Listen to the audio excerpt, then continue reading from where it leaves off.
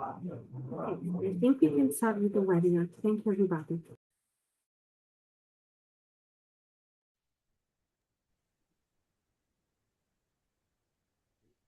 Good afternoon, everyone, and welcome. I am Maria Teresa Scupoli, President of the Italian Society for Cytometric Cell Analysis. It is a pleasure to open today's webinar. On behalf of our society, thank you for joining us from across different institutions and disciplines. We are especially pleased to see such a strong interest in this webinar. We know that flow cytometry continues to be central to both research and clinical practice, and the field is evolving rapidly. Therefore, it is essential that we keep learning from one another and sharing best practice in continuity with other societies, particularly with ESCCA, our main partner society. Today's webinar is a part of that mission. Particularly, I'd like to thank Arianna Gatti, who taught and organized this event together with Francesco Buccisano. And I'd like also to thank Juan Flores Montero, President of ESCCA, as well as Beckton Dickinson, Beckman Coulter, and any supporting partners who made this event possible. It is now my pleasure to introduce the first session, Rare Populations in Hematologic Malignancies setting, chaired by Francesco Buccisano and Arianna Gatti. The floor is yours.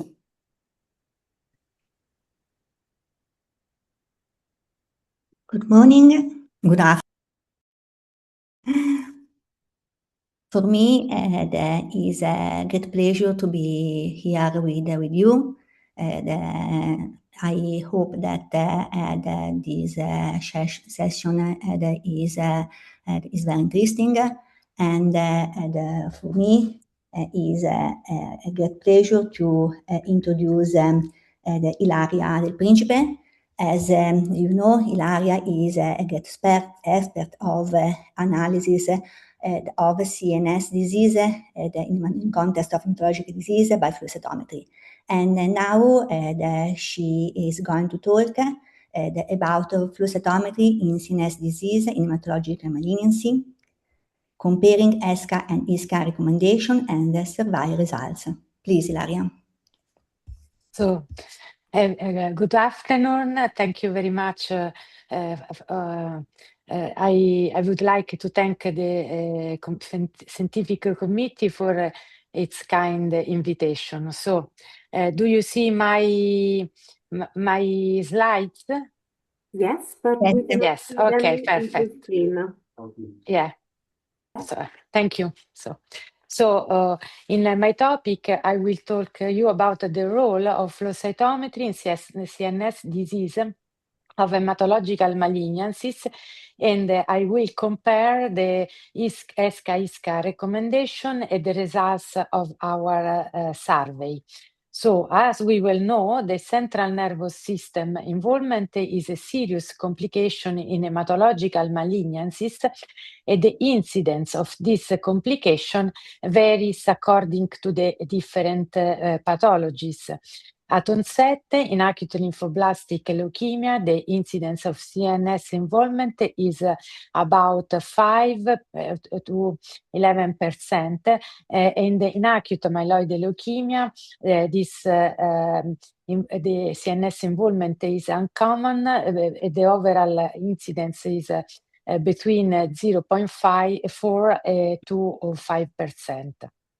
In non-Hodgkin lymphoma, the risk of CNS involvements depend on NIH lymphoma subtype and on anatomical and clinical features. In diffuse large B-cell lymphoma, the incidence is about 5% and increases up to 15% in the presence of extranodal localization as breast, testicular, or surrenal. The diagnosis of CNS involvement can be made by different way. Clinical presentation, MRI, conventional cytology, or flow cytometry. Clinical presentation varies. Some patients are completely asymptomatic, while other patients show several neurological symptoms. MRI has a low sensitivity and a low specificity. For now, the diagnosis, the golden standard to diagnosis of CNS involvement is the conventional cytology exam, but this exam has a higher rate of false negative, about 65%. In fact, as you can see in this slide, in some cases, the diagnosis is easy to do, while in other cases, the diagnosis is difficult due to the paucity of cells and the difficulty to distinguish normal from malignant cells.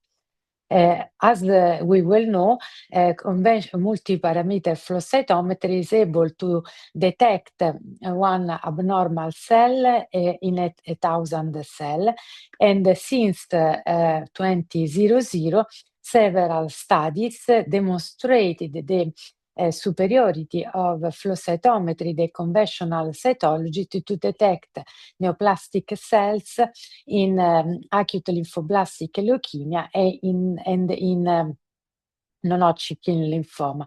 The superiority of flow cytometry was yet observed in using 3 or 4 colors, and increased the superiority of flow cytometry increases with using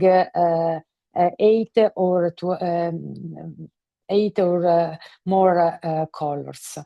And the condition called as occult CNS disease, and the condition and defined as conventional cytology negativity and flow cytometry positivity.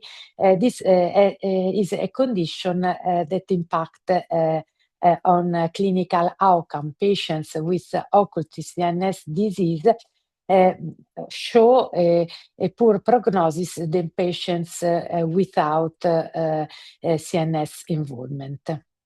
So, however, flow cytometry is not without pitfalls. These pitfalls are due to the low cellularity of samples, low vitality of cells upon lumbar puncture, the blood contamination, and the threshold of positivity to choose. In order to resolve this issue, on behalf of ESCCA and this ISCCA society, we performed a position paper with some recommendation. For example, about the low cellularity. As we well know, the absolute cell concentration evaluation is the starting point for any cytology and flow cytometry analysis. Conventionally, the absolute cell concentration ranges are calculated by manual count using Rosenthal chambers and a microscopy. However, the absolute cell level calculation using flow cytometry and counting beats provide very accurate linear data. So in our recommendation, in our position paper, we recommended to perform the absolute cell counting using flow cytometry and counting beats. To obtain a maximal number of cells for analysis, we also recommended to that the volume of cerebrospinal fluid sample should ideally be minimally 5 milliliters, and all cerebrospinal fluid samples have to be concentrated by low-speed centrifugation. Furthermore, an acquisition of at least 1,000 total events is recommended to achieve an optimal representation and to detect the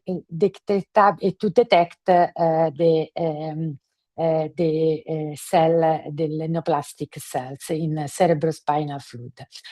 Further, given the fast loss of cells after the lumbar puncture, we recommend that the cerebrospinal fluid sample should be processed to within 60-90 minutes from the harvest. If this is not possible, we recommend the use of fixative as transfix. Regarding the use of transfix, there are different observations. According, as you can see in the slide, kindly given by Ulrika and Johnson in a patient affected by acute lymphoblastic leukemia, the use of transfix didn't modify the marker expression. While in another case of patients affected by Waldenstrom lymphoma and CNS infiltration, the use of transfix modified the expression of CD19 and CD20. Another problem for the cerebrospinal fluid evaluation is the blood contamination. So we recommend that in acute leukemia that the lumbar puncture should not be performed when the number of malignant circulating cells are high, as also we recommended to analyze simultaneously cerebrospinal fluid sample and the peripheral blood sample. Another question is about the threshold of positivity to use. In our position paper, we fix the cutoff to define cerebrospinal fluid sample positive in the presence of at least 10 clustered and phenotypically abnormal events. In fact, in our experience, this threshold is able to identify patients with a poor outcome. In Italian retrospective larger study, we collected data about 240 adult patients affected by acute lymphoblastic leukemia, and the occult CNS disease defined by the presence of at least 10 clustered and phenotypically abnormal events. The occult CNS disease is associated with a poor prognosis. Our data were confirmed in a larger prospective study in a pediatric population. In this study were more than 800 patients were enrolled, and the cutoff of the threshold of 10 events identified patients with a poor outcome. Another recent study confirmed our experience. However, in order to evaluate the agreement between our ISCCA recommendation and the real practice, Agathe Deblicki and Magali Legaff-Tavernier performed a French-speaking survey.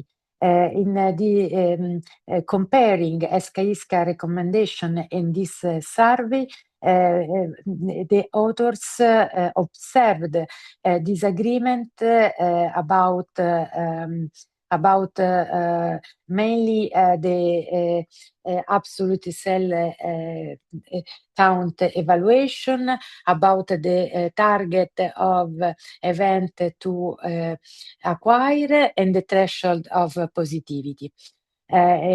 This French-speaking survey testified the need to evaluate our position paper with a larger real practice. So, on behalf of ISCCA Society and UK NECAS, we performed a larger survey involving 113 laboratories located mainly in Europe, but also in other parts of the world.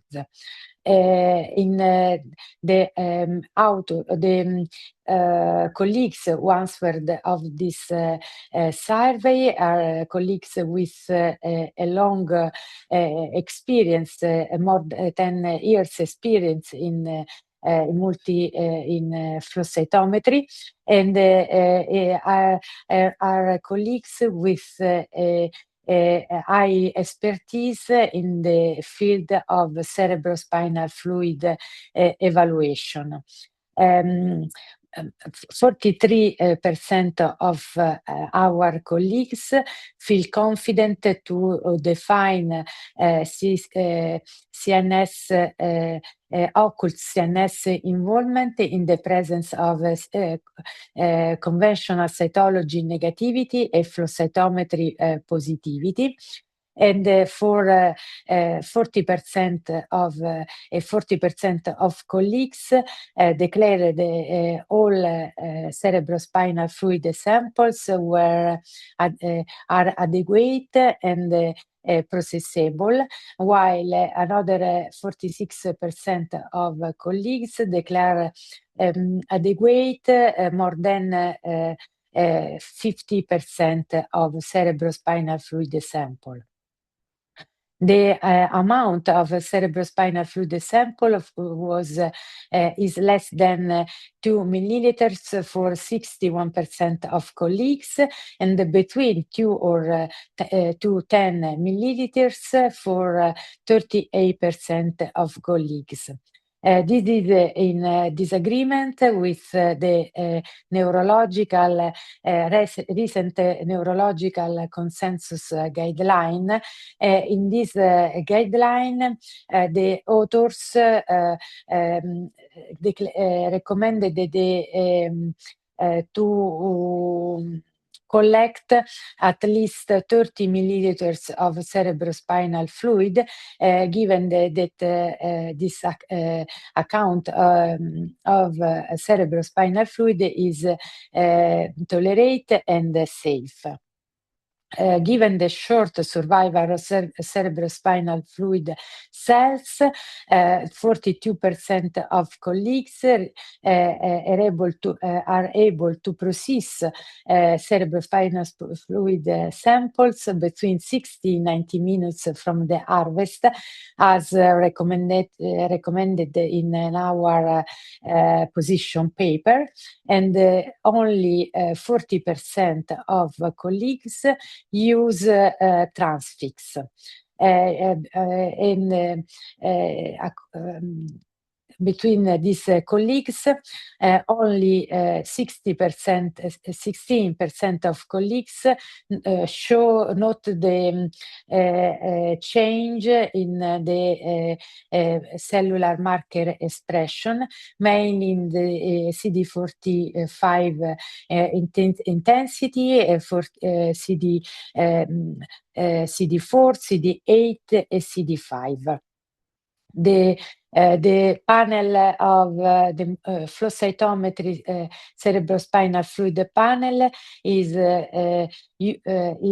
with from 8 to 12 12 colors for the 77% of colleagues, while regarding the absolute and the red blood cell contamination evaluation, only 7% of colleagues use flow cytometry, while the most colleagues evaluate the absolute cell count during the manual counting in chamber by visual microscopy.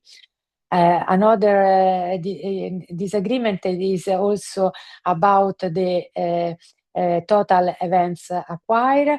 In fact, in less than 50% of cases,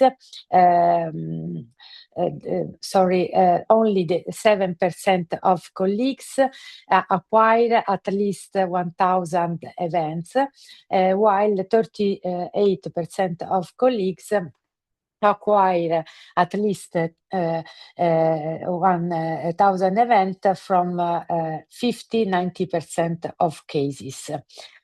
The cluster and most colleagues are confident to fix the threshold of positivity in the presence of at least 10 clustered and phenotypically abnormal events.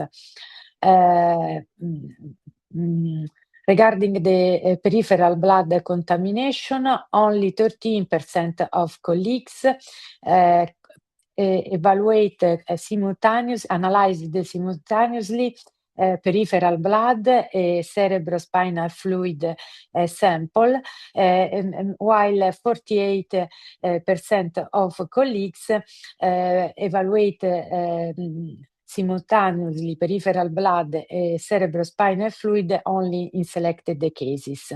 So to conclude, the discordance demonstrated with this survey suggests that a given sample will be reported potentially quite differently depending on which laboratory that processed and analyzed it.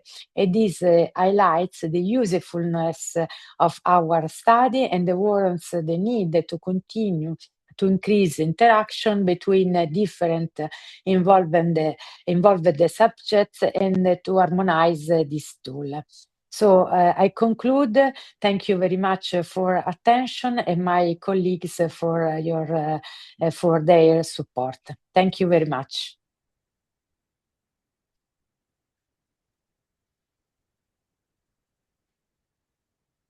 I suppose to hand over the discussion. So it's my pleasure to, first of all, to say hello to all my colleagues connected and to the whole audience. That is really a lot of people today.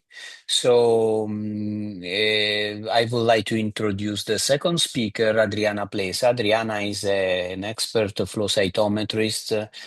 She works in Lyon, France, and is part of several scientific and clinical consortia like Alpha Group, CITEM, and also ELN David for the MRD study in acute myeloid leukemia. So it's my pleasure to introduce her speech on leukemic stem cell. Please, Adriana. Thank you very much, Francesco, and hope you see my screen.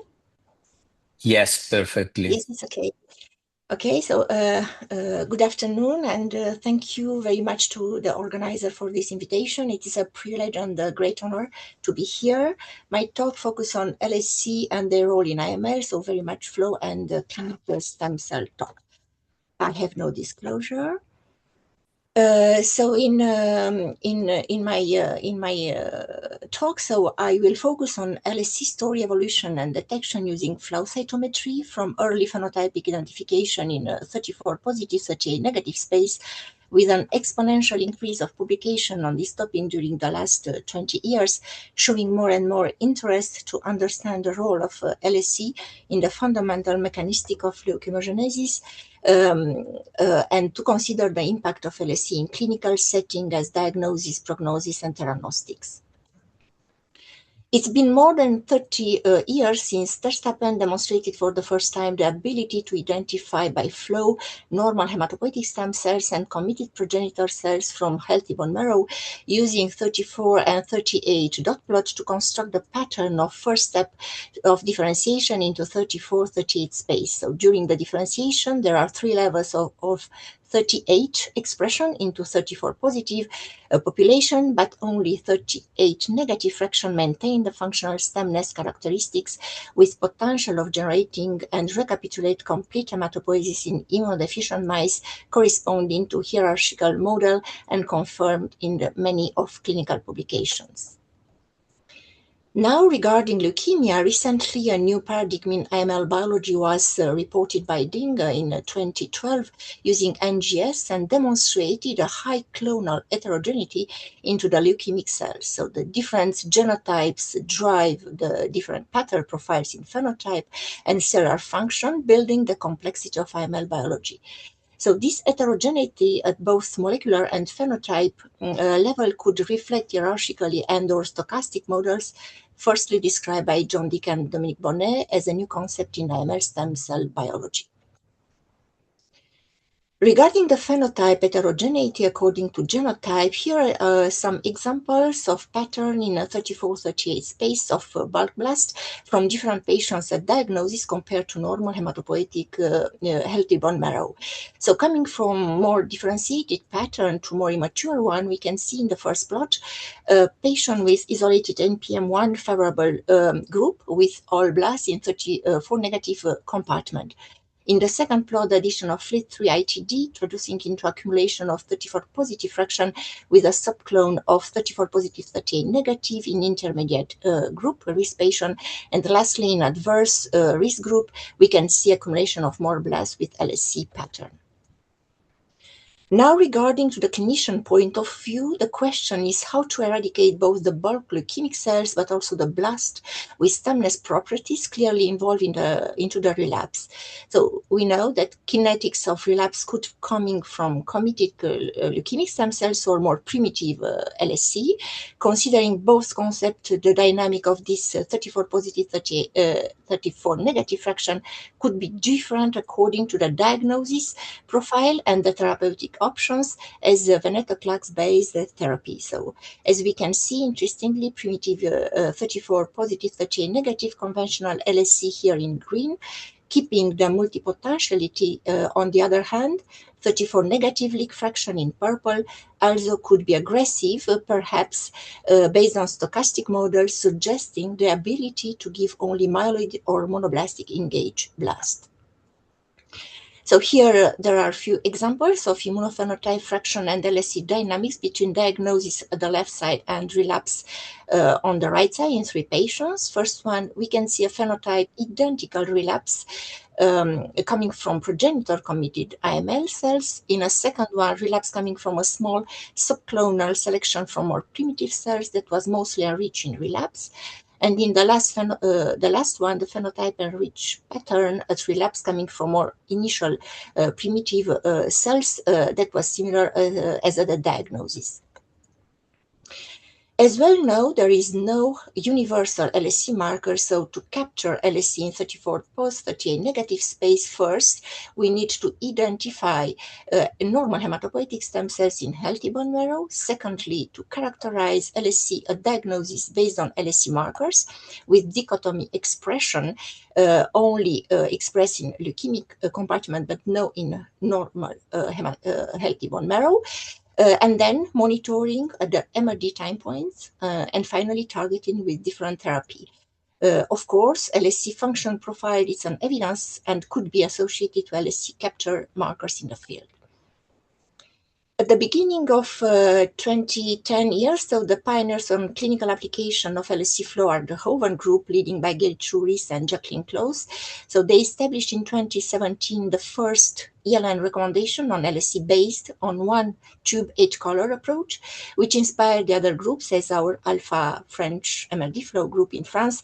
And we designed an LSC 8-color tube, as you can see, that was implemented in a multi-centric and multi-platform slabs. In ELN LSC flow subgroups, recently we put together our efforts and construct a common strategy for preparing LSC into the clinical use with evolution of our platforms and upgrading of 12, 13 color panels. So in therapeutical landscape, more and more complex and personalized, where the LSC could be a key player in chemo resistance and relapse. Again, as I mentioned, there are no only one universal LSC marker, a diagnosis and during follow-up as well, as elegantly reported by the Hoven group in this prospective study, showing once again the clinical impact of LSC measurement at baseline in the diagnostic samples and in the MRD follow-up with a significant prognosis in overall survival. Also, in the most recently paper showing LSC kinetic evolution, the most resistant clonal selection under chemotherapy pressure, showing a different kinetics on each marker, as we can see here. And now the most important question in the LSC field of stem cell biology is the function. The question is how LSC contribute in leukemogenesis and how they participate to immune escape and play a key role in chemoresistance. So the question is where the LSC clone is born. So the previous data based on mathematical modeling suggested that progression from MDS to AML, it happens in stem cell level. And here, on the other hand, in the AML patient, stemness characteristic as dormancy or self-renewal capacity, epigenetic plasticity, drug efflux, and specific metabolism pathway involving fatty acid, all of these participate to chemoresistance and relapse.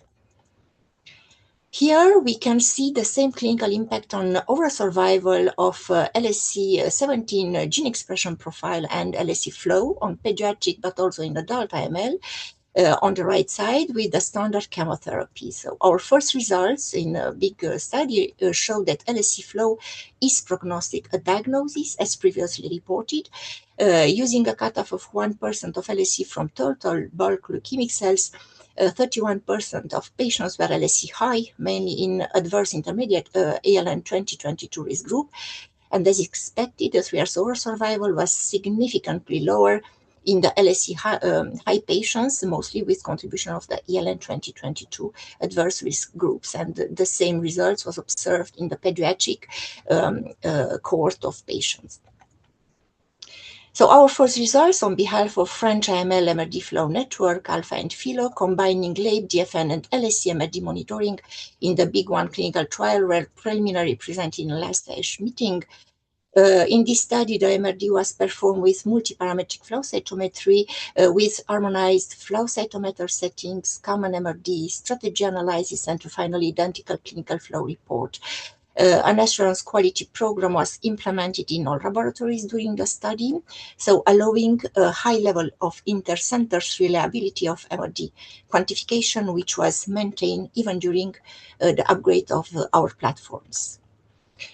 Both MRD after induction and consolidation, late DFN and LSC are prognostic with 3 years overall survival significantly lower in MRD positive patients, still independently of ELN 2022 risk groups in multivariate analysis Cox regression model. So first, using a cutoff of 0.1% for late DFN, 30% of patients were MRD positive with significantly lower 3 years overall survival. Using a cutoff of 0.01% for LSC, the patient with positive LSC MRD patient was 26%, again with 3 years overall survival, significantly lower in LSC positive group. After adjustment in 119 intermediate adverse risk patients who achieve CR/CRi, MRD2 LSC after cycle 2 appears to be the most powerful tool to predict the outcome with or without censored patient allograft in the first remission. And finally, when combining both late GFN and LSC MRD after induction or consolidation, the 4 groups of patients were distinguished in blue, double negative with better prognosis, in red, double positive with worse prognosis, and interesting, the same prognosis for patient with late GFN only in green, or patient LSC only in yellow. So 3 years over survival was significantly different between 4 groups. And now the question is why the 34 positive, 38 negative population matters for follow-up. Targeted therapy LSC could be developed, so based on 2 most important LSC properties, as quiescence and niche protection, some immune targets LSC has been developed as CLL1, CD123, or CD33, CD19, and more recently study were developed to CD200, CD81, using CAR-T or bispecific dual CAR-T used for bridge to transplant. And here one example, when immunotargeting is probably a key player to eliminate the LSC fraction in AML, as we can see here, another example of patient using blinatumomab in relapse AML rank some patient harboring CD19 expression on bulk and LSC fraction, allowing deep complete remission and at molecular level during 2 years. The flow LSC signature in this case was based on CD45 array, CD19 and mix, mainly due to TIM3 and CD97 expression.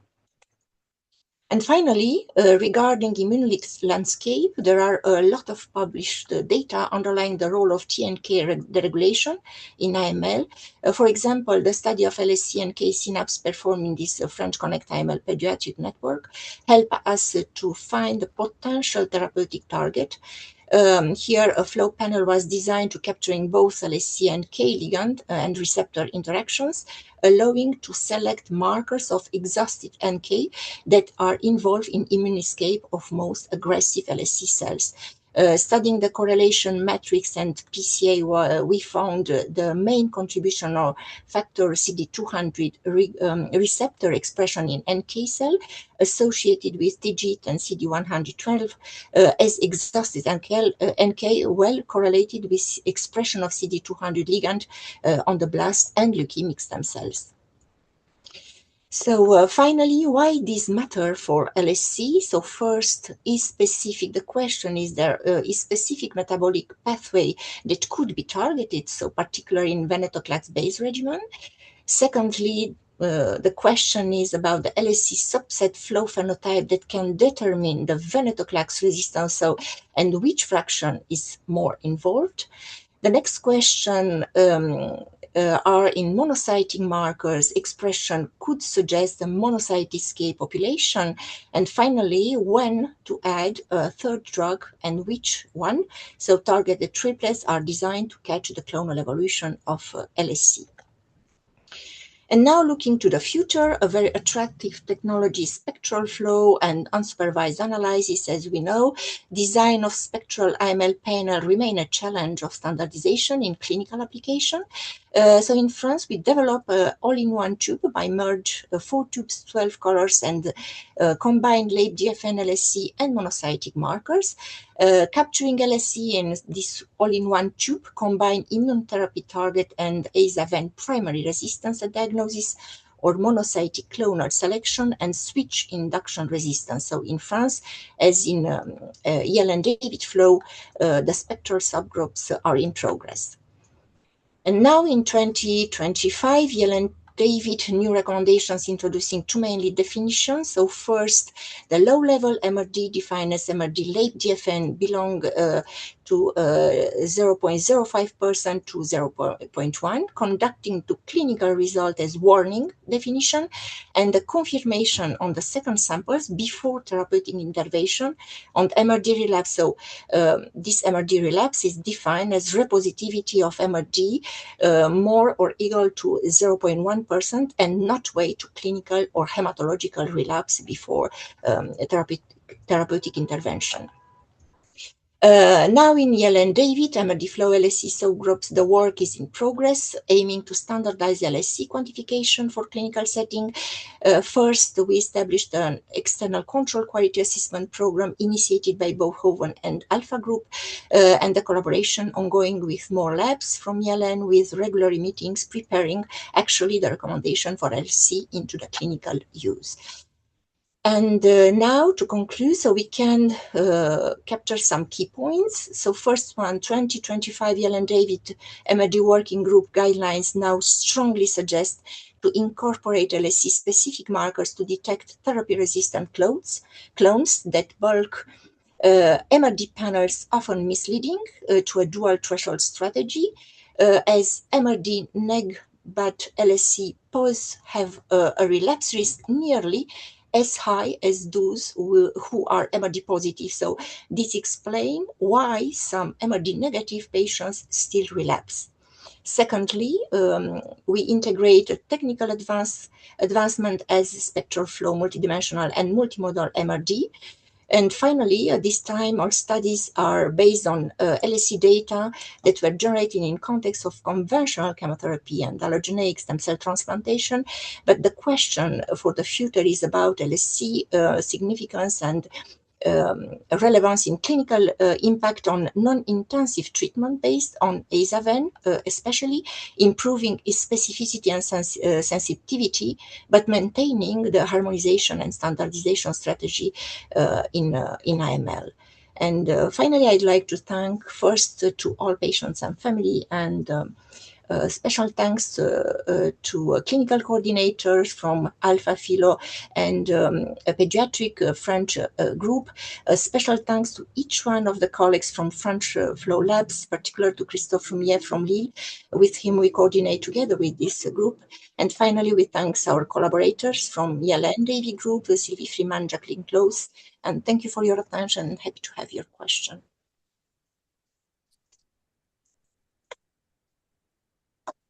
A lot of thanks to both the speakers.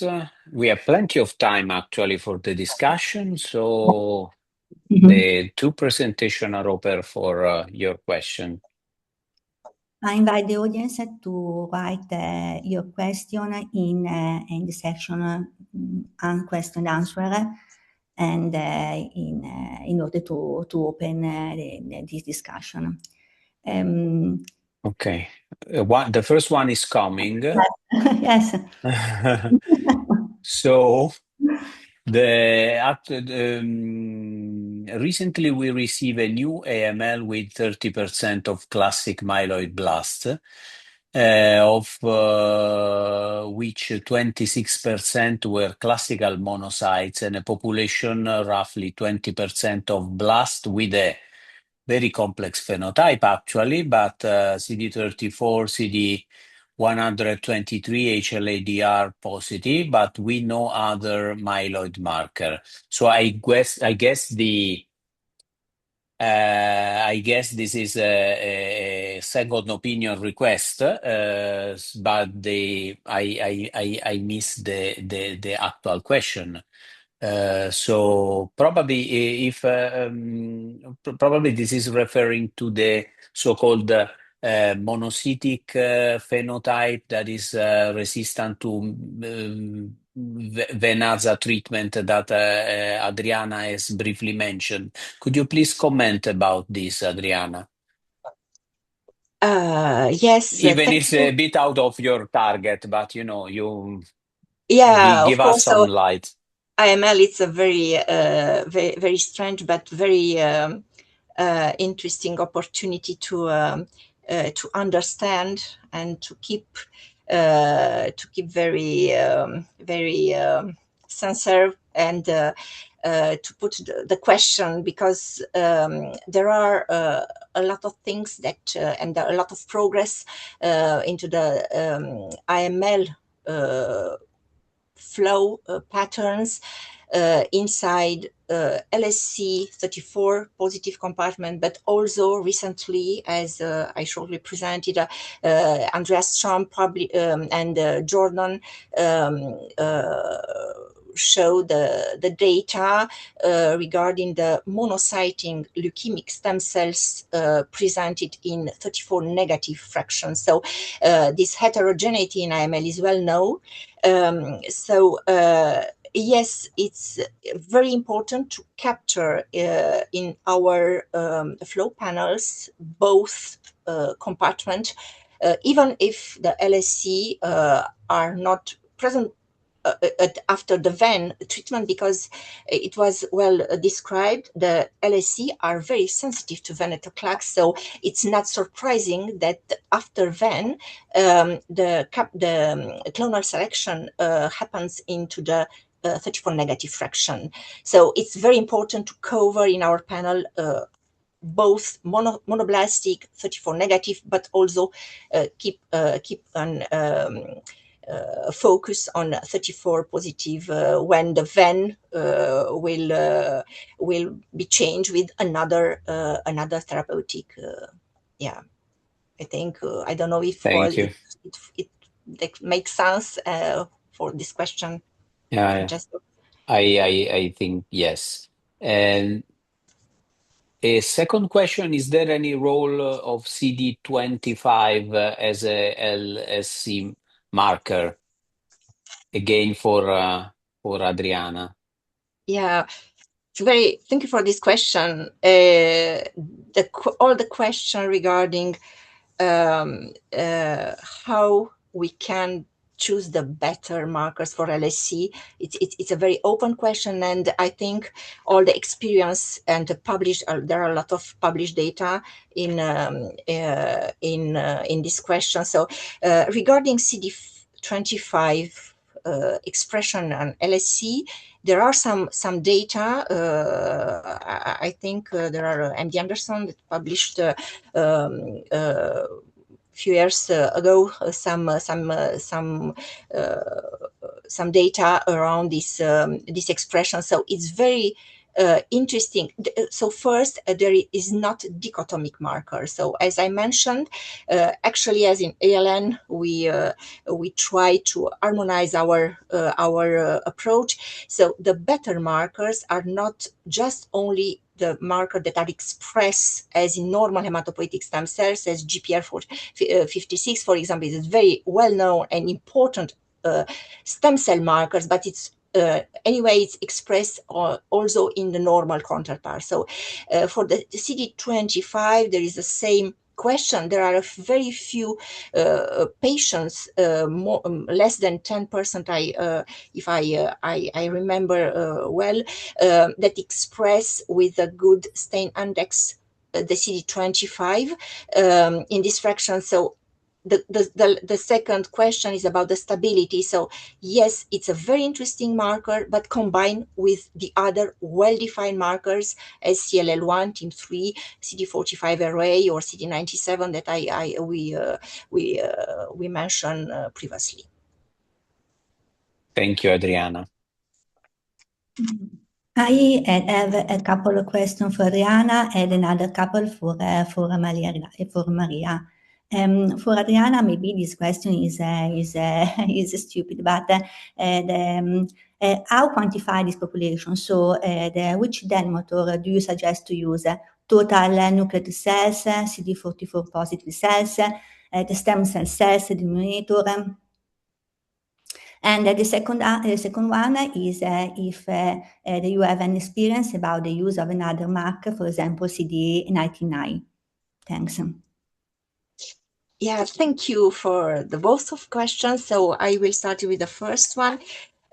Regarding the denominator, thank you a lot for putting this question, because it's not just a question to see there are or not the LSC, but in where the LSC are the most relevant, in which kind of subpopulation we can capture the better marker value to be translated to the clinical use. In fact, this is the question. So in our experience, I will start with Hoven experience because there are more experience that we have in France. So they used firstly the blast. The first paper was based on the expression of LSE after the capture into the blast denominator, and they revealed and they shared that the 1%, and we found the same cutoff of 1% of LSE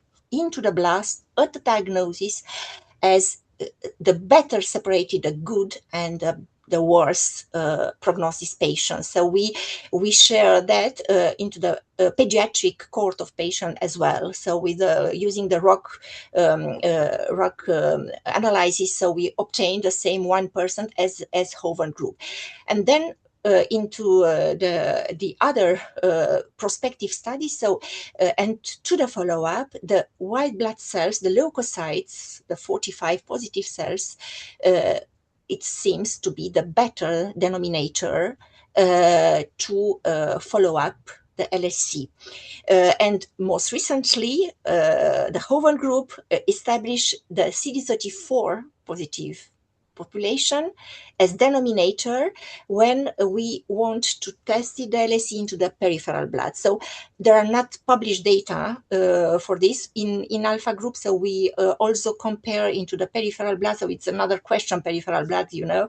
But anyway, the mainly three denominator as blast 34 positive, blast, I mean 45 SS, and 34 positive cells or white blood cells. We tested in parallel, and as Hoven group, we established the same relevance of denominator. So at the diagnosis, we use the blast, but anyway, the denominator could be also used as white blood cells, and in the follow-up, it's the white blood cells. Yeah. Okay, thank you. And thank you for the fantastic presentation.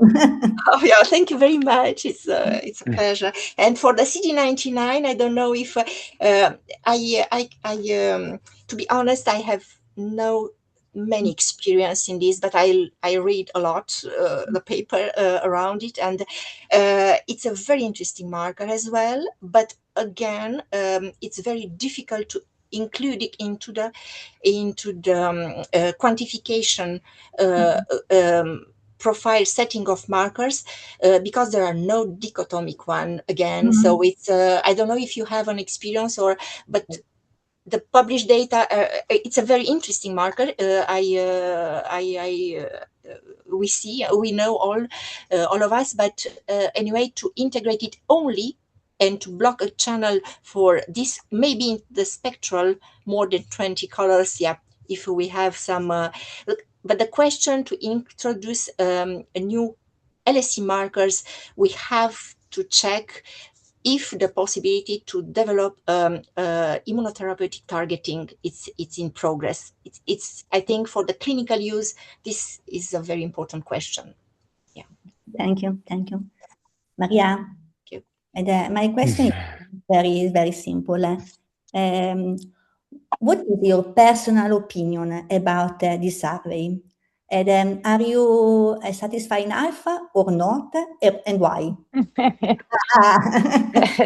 It's a very good question. I am a little satisfied, but I think that we can work together many lot.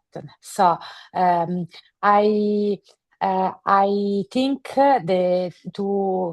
given the rare cell events in cerebrospinal fluid sample is very important to acquire at least 1,000 events.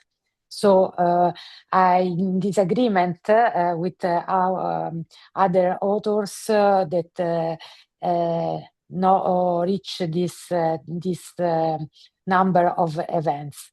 Another question is about the threshold of positivity, because given the rarity of cells, it is important to detect a minimal number of events. So I think the threshold of 10 events is able to identify patients to poor prognosis. If you use the higher threshold, the risk is to lose patients with poor prognosis. Okay. I have one Okay. question. If I may also ask one question, if we have time to Maria. My question is regarding the analysis of the blood. So how to respond was the blood when the blood is positive as well as CNS. So then how can you handle this? Yeah, yes, it's a very good question. I think I am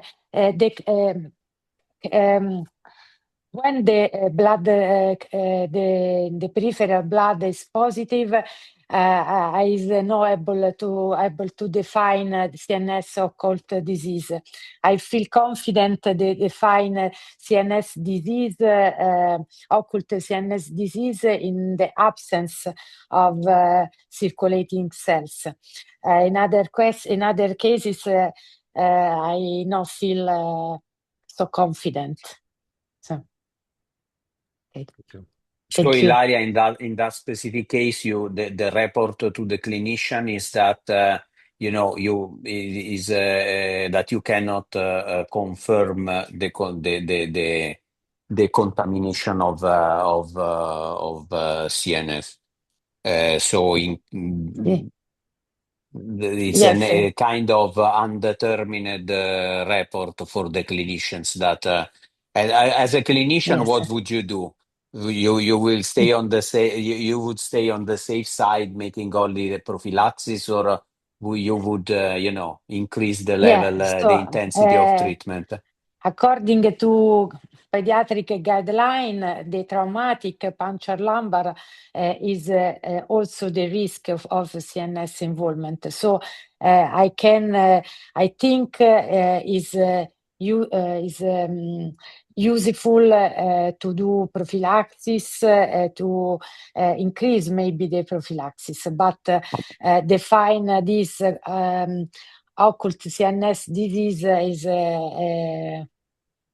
Anyway, this is a very important message to deliver to clinicians, because in case of contaminated flow cytometry judgment of the CNF, for clinician probably is a message that the patient is at a higher risk, so to increase the level of protection of CNF. Okay, thank you, Ilaria. Thank you So very much. Ariane, I think we can. Have you any other last comment? No, we have Maria's question for Ilaria. Okay. Is a short question. What about the percent of neutrophil present in CSF? Using the flow cytometry, it's very important to evaluate the absolute cell concentration and the presence of neutrophil. I think in the presence of neutrophil there is a blood contamination, so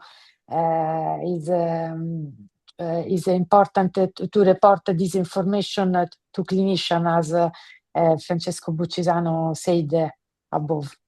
And I know that in normal the CSF, the absolute value of neutrophil is less 0.2 per microliter. So very, very in normal condition and in without blood contamination, the percentage, the presence of neutrophil is very, very low. Yes. Okay. We conclude this very, very interactive section, and it's time to go to the next section. Thank you. Okay, so it's my pleasure to introduce my co-chairman, Juan Flores Montero, a friend a friend of mine, the current president of ESCCA, but also, a very expert flow cytometrist, really a friend. We shared a lot of thoughts about ESCCA and other about our vision of these societies. Please, Juan. Thank you, Francesco, for your kind words. For me, it's a pleasure to be here and sharing this event in the name of ESCCA and also, of course, in my personal behalf. I'm happy to introduce the second session of the afternoon, and it will burst on two particular diseases that may pose some diagnostic challenges in everyday practice. So to start with, I would like to introduce also an excellent flow cytometrist and a very good friend, Dr. Ludovic Lermite. He is a professor assistant in oncohematology in Necker-Fat Malades Hôpital in Paris, France. And he's responsible for the biological platform of CEREMASC, which is the National Reference Center for Mastocytosis in France.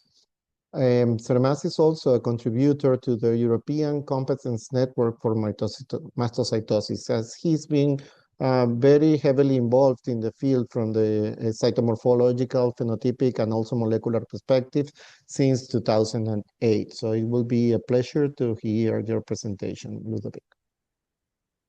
Thank you very much to both of you and Juan for these kind words. This is my pleasure being here with you and talking about immunophenotyping of systemic mastocytosis. And thank you for selecting my presentation after the ISCCA meeting, which was really interesting to me. So I will try to emphasize the clinical and biological significance of immunophenotyping in the context of systemic mastocytosis. So namely, my aim is really to provide you with some information you can get out of this immunophenotyping. So these are my disclosures. So my aim will be to provide you with a practical guide for immunophenotyping mast cells, normal and malignant mast cells. And the reason for that is that mastocytosis is a rare disease, so people are not necessarily really familiar with it. So I would like you to be more familiar with it. But flow cytometrists are not necessarily also very familiar with immunophenotyping in mast cells, broadly speaking, because this is a rare cells. And even worse, mast cells in mastocytosis are still a rare event. So I will give you some tips and tricks on how I identify mast cells properly and qualify on their abnormal or normal features. And in the second part, I will provide you with a feedback on our French experience within the Centre de Référence des Mastocytoses, CEREMASC. And we try to show that with a few markers, we can get a lot of information through an integrated analysis, including clinical and molecular data. So in the WHO classification, systemic mastocytosis are defined as a group of rare and heterogeneous neoplasms defined by an accumulation of clonal mast cells in different organs and tissues such as bone marrow, spleen, liver, lymph node, and or gastrointestinal tracts. So this is, of course, responsible for a broad range of symptoms. The classification of mastocytosis is presented here and shows you the broad range of disease subcategories. And the two major subcategories are cutaneous mastocytosis, which will be beyond the scope of my speech today because we will focus on systemic mastocytosis. But just so you know, cutaneous mastocytosis are really a disease of childhood. And this is a very specific disease category as it usually disappears at the period of puberty. And by contrast, systemic mastocytosis occur at the adult age, in adulthood, and they are chronic diseases that do not disappear. And they can be indolent or more aggressive, and we can distinguish several subcategories. And these subcategories include bone marrow mastocytosis, which is limited to the bone marrow with low involvement of other organs. Indolent systemic mastocytosis, which is certainly the most frequent subcategories. smoldering mastocytosis, which is usually a feature in which you have mast cells in the bone marrow and a huge splenomegaly without B findings. And then more aggressive features with aggressive systemic mastocytosis, namely ASM, systemic mastocytosis with an associated hematological neoplasm, namely SMAHN. It's not easy to say. And which means that on one hand, there's a systemic mastocytosis, and on the other hand, another disease associated with it, which is most commonly a myeloid malignancies such as CMML, which is the most frequent SMAHN. And finally, but rarely, mast cell leukemia. There are some others, very rare subcategories, which are beyond my scope, so mast cell sarcoma and extracutaneous mastocytoma. So for the sake of my presentation, I will talk namely in terms of non-advanced systemic mastocytosis, so mostly in ISM, and advanced systemic mastocytosis, including ASM, SMAHN, and MCL. So the biology underlying this mast cell disease are represented by the KIT mutations, which account for 95% of systemic mastocytosis. And physiologically, it is a tyrosine kinase receptor 3, like FLT3 is, which is expressed from the very early ages of development of the mast cells to the latest stage of the differentiation. This is the only hematopoietic cells that keep a KIT expression at its surface when the cell is mature. So these KIT mutations are activating KIT mutation, and they are quite resembling the FLT3 mutations. So it means that the protein actually contains a split tyrosine kinase, tyrosine kinase domain 1 and domain 2, and also a juxtamembrane fragment of the protein, which is an emitter in negative regulatory element that inhibits the activity of the tyrosine kinase domain. And the mutation consists of two types of mutation, like FLT3 mutation. There are the tyrosine kinase domain mutation, the most frequent of which is D816V, which result in constitutive activation of the kinase pocket. And more rarely, there are also the juxtamembrane mutations that prevent the negative regulatory element to exert its inhibitory activity on the tyrosine kinase domain. And we know that the adult type mutation is mostly represented by the D816V mutations, while in pediatric disease, we mostly see juxtamembrane mutation. And this is very important to distinguish these two types of mutation, as the TKD mutation are resistant to imatinib, and the non-TKD mutation are sensitive to imatinib. So it really is closely related to the sensitivity of tyrosine kinase inhibitors. The diagnosis of systemic mastocytosis relies on five criteria, one major and four minor. So the histopathology with multifocal dense infiltrate of mast cells, and this is really important that to keep in mind that these are aggregates of mast cells, and minor criteria, the morphology with abnormal mast cells with more than 25% of mast cells abnormal in the bone marrow smears. Abnormal phenotypic mast cells identified based on the expression of CD2 and CD25. KIT mutation identified by molecular biology, and also tryptase serum above 20 nanogram per milliliters. So to do the diagnosis, you need one major plus one minor criteria, or three minor criteria. This is the WHO classification, which is really straightforward as for all over myeloproliferative syndromes. So let's move on the immunophenotyping of mast cells, which in the end is pretty easy. So how do we identify mast cells? The major molecule characteristic of mast cells is, as you understood, the KIT receptor itself, so CD117. It's mostly expressed by mast cells, but we have to bear in mind that it is also expressed in other cell subtypes, such as plasma cells, hematopoietic cells, and a subset category of NK cells as well. Fc epsilon R1 is a high affinity IgE receptor, which is also pretty specific as it is only expressed by mast cells and also by basophils. So basically, the identification of CD117 and Fc epsilon receptor 1 is highly specific of mast cells.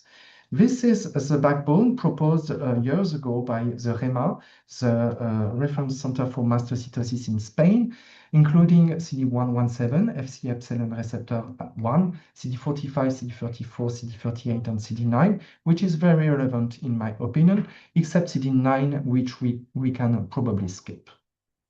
Then you have to characterize mast cells and to state whether they are normal or abnormal. And to do so, you can identify activation-related antigens, such as CD25 and CD30, adhesion-related antigen, such as CD2 and CD58, which are really interesting because basically, in a steady state, mast cells do express CD58 as red blood cells do. But physiologically, normal mast cells do not express CD2. And this is really important because both are integrin, LFA integrin. And whenever you have a mast cells that do express CD2, as it also expresses CD58, it provokes aggregates with mast cells on the right, but aggregates with red blood cells on the left. Red blood cells do express CD58, mast cells do express CD2, and this results in a rosetta with aggregates. But whenever mast cells do not express CD2, you do not observe these aggregates, so you do not have aggregates in the bone marrow of mast cells. Other markers are also interesting, but most of them are the one I already stated, and Fc epsilon R1 and CD117. So in practice, how do we operate? You can easily identify mast cells based on the CD117 expression and Fc epsilon R1 expression, but the size and the structure of the cell is not really useful because it can spread a lot, and I will explain the reason for that. So really, the identification relies on the direct identification of these receptors. The mast cells are usually CD34 and 38 negative, and this is important, and then you can just qualify them on their normal or abnormal status based on CD2 and CD25 expression. So the reason for the useless of the FSC and SSC, the light scatters, is most probably because in an abnormal state, mast cells are spindle-shaped, and the way they present to the laser is such that the size can be completely different. So this is the Lorentz phenomena that is responsible for that, and light scatters become really useless. So in practice, this is the way we do in Necker Hospital. We always use this plot, which we find really useful, CD38 and CD117, in which you can identify the plasma cells here, the mast cells here, and the normal granulopoiesis here. And then you can also often note that in the context of mastocytosis, you often have an expansion of the plasma cells compartment and also of hematogones, so immature lymphoid B cells. So these are interesting tricks. But this plot is all the more important as you can see in some situation, such as this one, you have no mast cells, but you have no normal granulopoiesis and no plasma cells, and no normal B cell lymphopoiesis. And this tells you that you can't say that there are no mast cells. You can just say that your sample is hemodiluted and not contributive. So this is a major pitfall in mast cell immunophenotyping. It's hemodilution that we usually appreciate, and not with quantitative marker, but mainly with the identification of plasma cells, normal immature B cells, and normal granulopoiesis. And if you lose all of them, it means that the sample is hemodiluted and you cannot conclude to the absence of mast cells. So this picture is certainly really important to identify normal granular poiesis and plasma cells.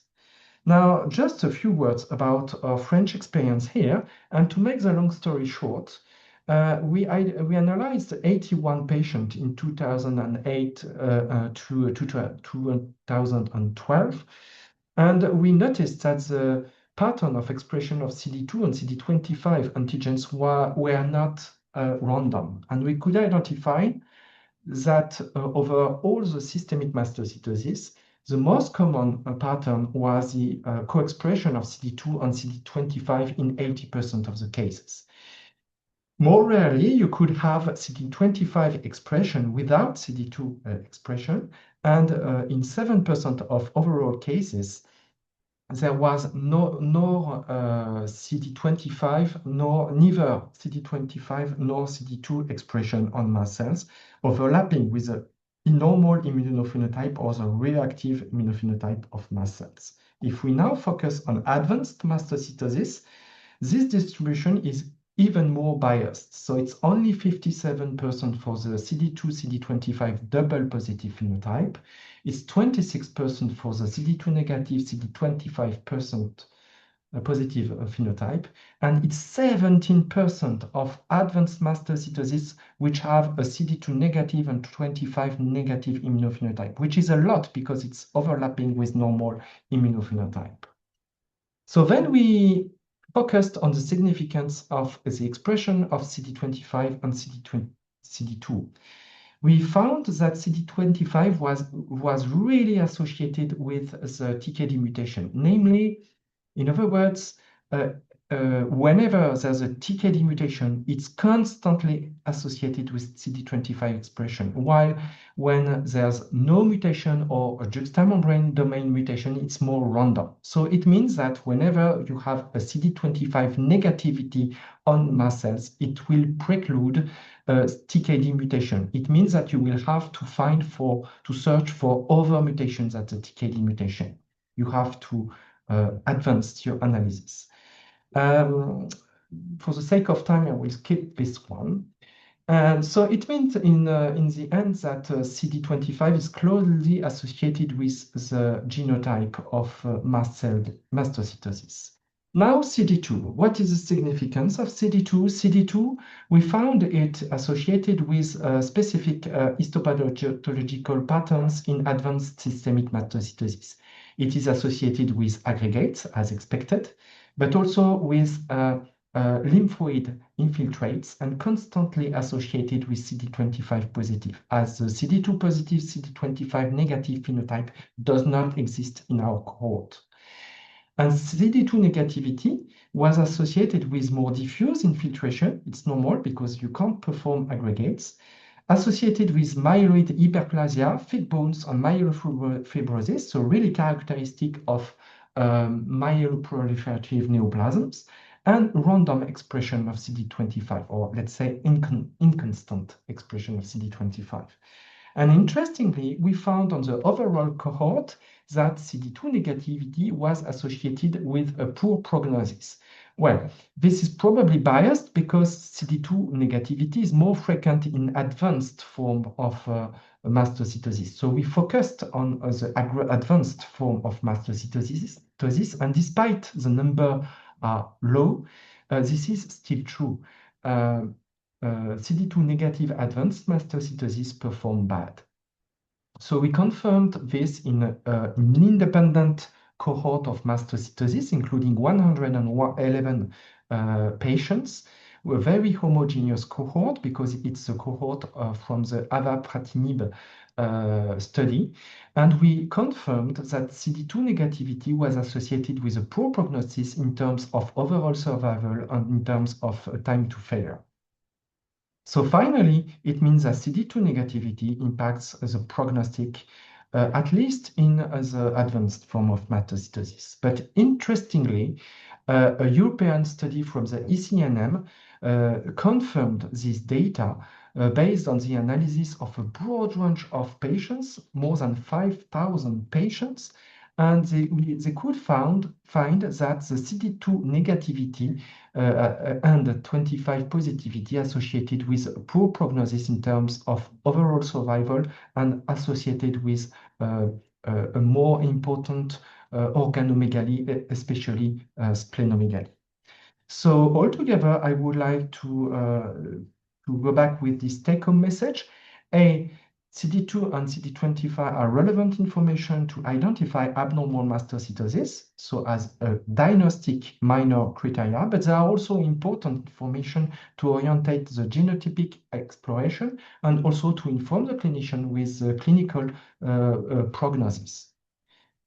And secondly, I would like also you to keep this picture in mind, as you can see that this closely resembles a cup of tea, where you can see that you have the cup of tea with the handle, which consists of the normal granulopoiesis, the smoke, because the cup is hot, so these are the plasma cells, and if you have that, you just have to look whether you have a sugar, and if you have a sugar, it means that you have mast cells. If you have no sugar, but the cup is hot, it means that you have no mast cells. But if you have no cup of tea, you can't say anything. Thank you for your attention.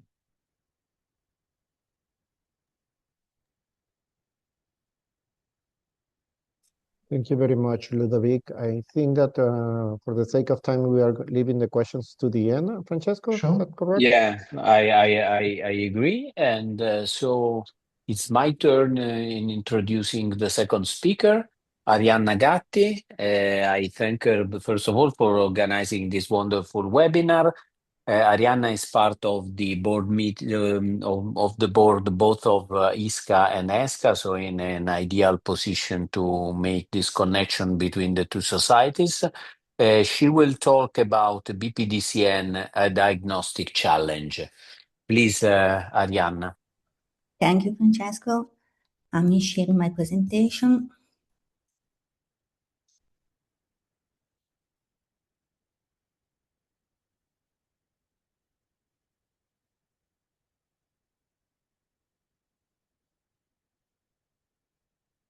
Can you see my first slide? No, we cannot see your screen now. Not yet. Okay.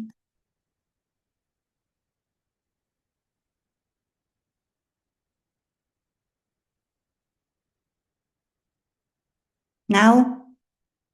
No. No. Okay.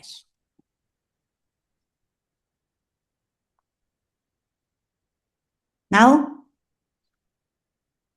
No, I'm sorry. Have you tried Just clicking on moment. the second button of share the screen?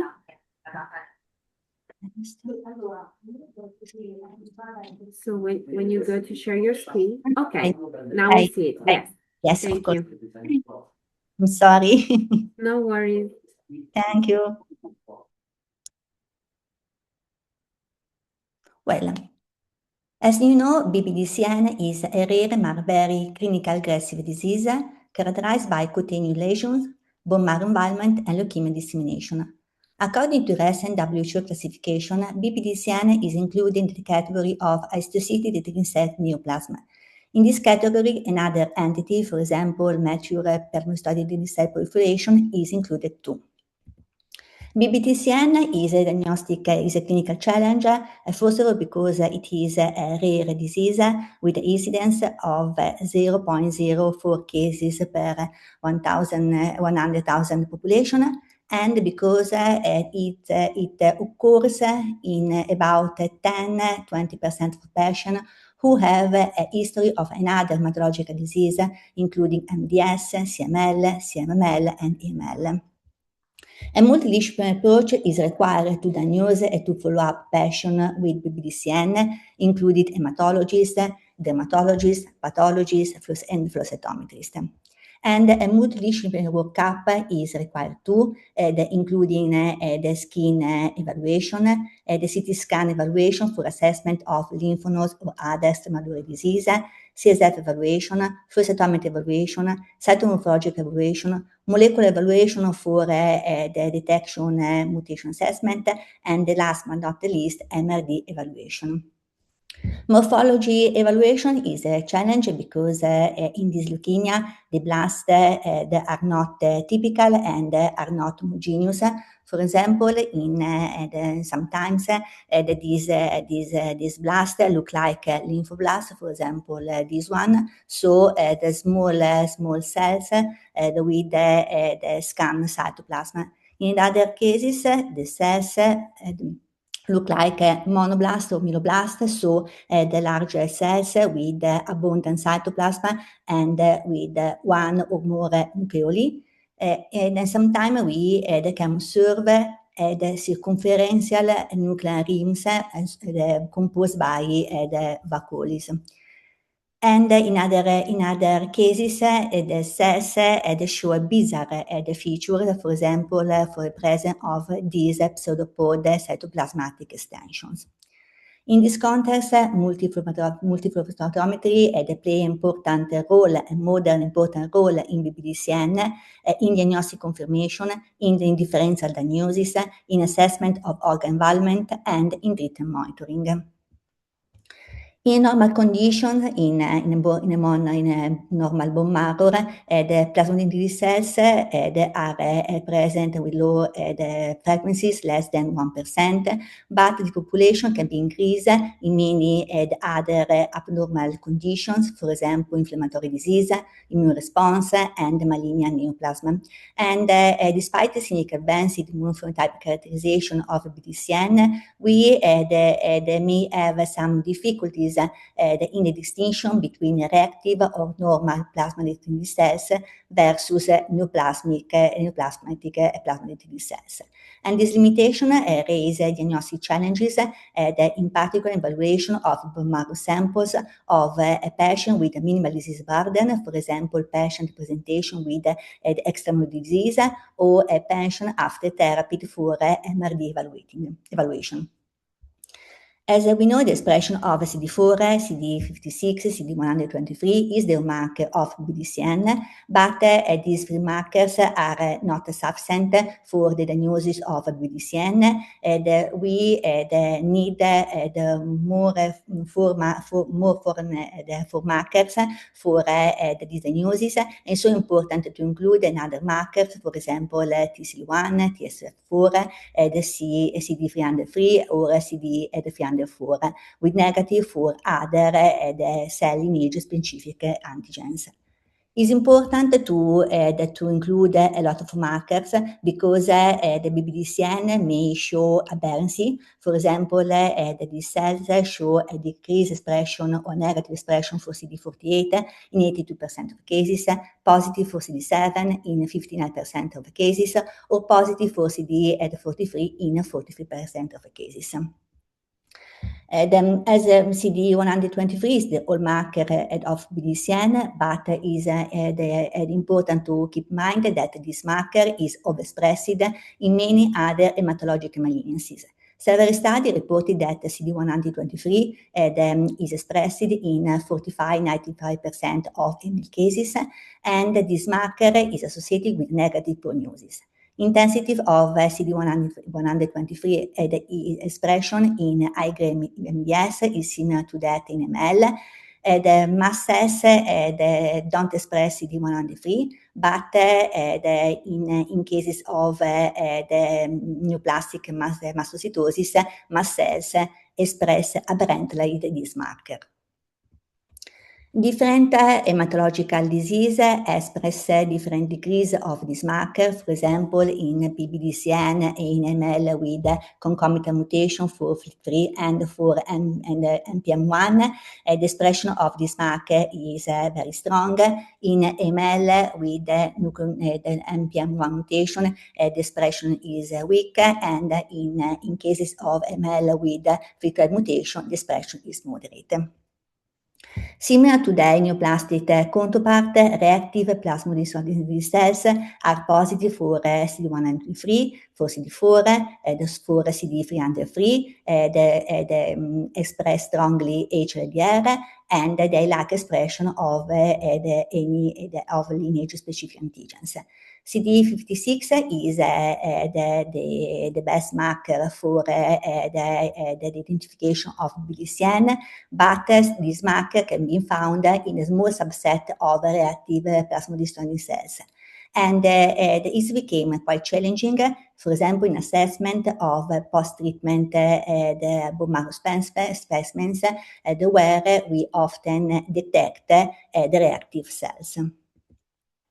This one tube 10 column array, including CD2, CD4, CD7, CD48, CD45, CD56, CD64, CD123, CD303, and HLDR is very useful for distinguishing between the neoplastic plasmodiesel cells, reactive plasmodiesel cells, and basophil.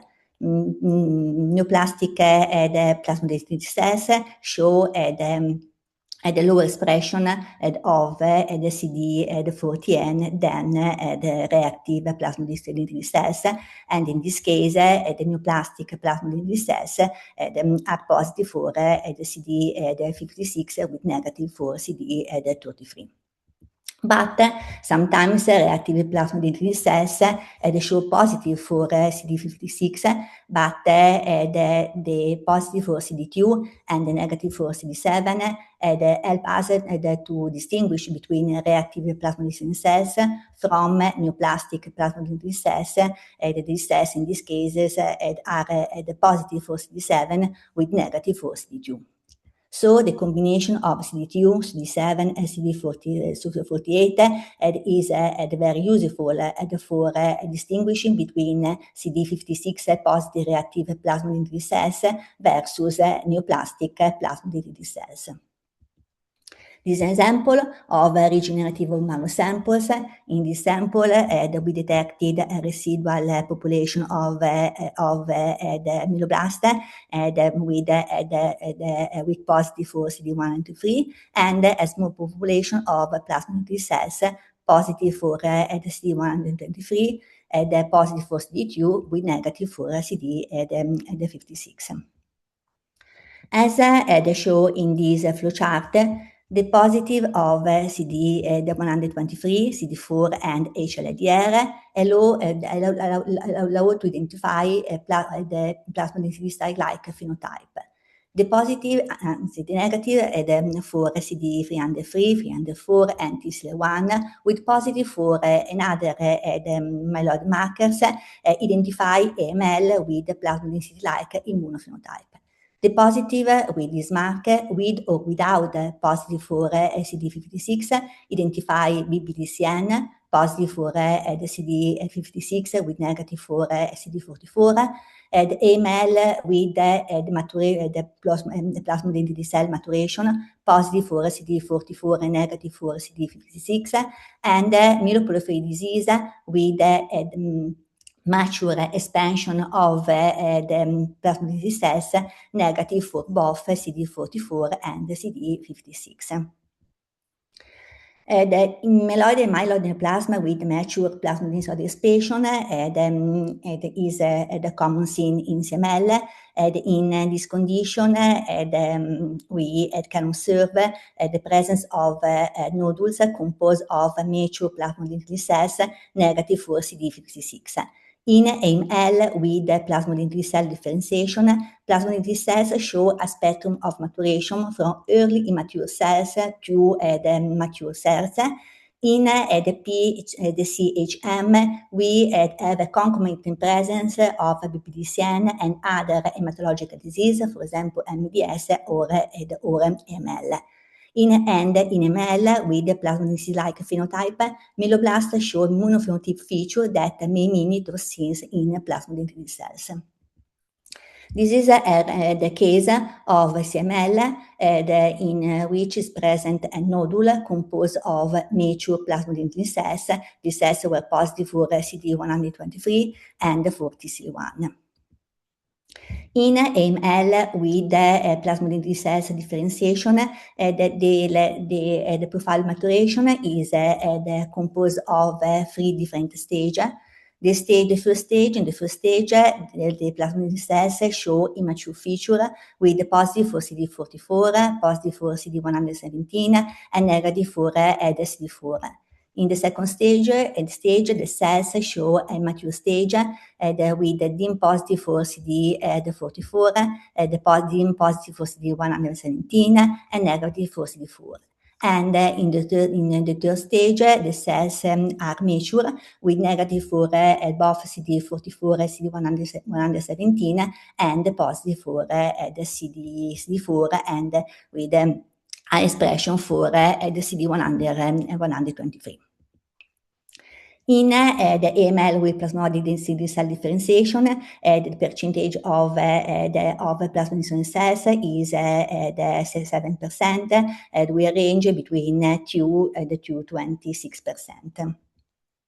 This example of the PCHM in skin diagnosis of PBDCN was performed with the important involvement of plasma cells positive for CD123 and for CD56, while in the bone marrow diagnosis of ML was performed with the prevalence of blast positive for strong positive for HDR, negative for CD123, negative for the CD117, and for the CD56.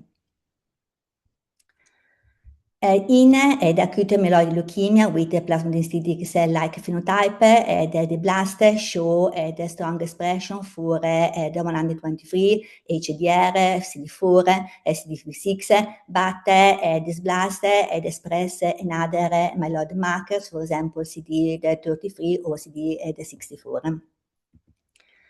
This is a case of leukemia.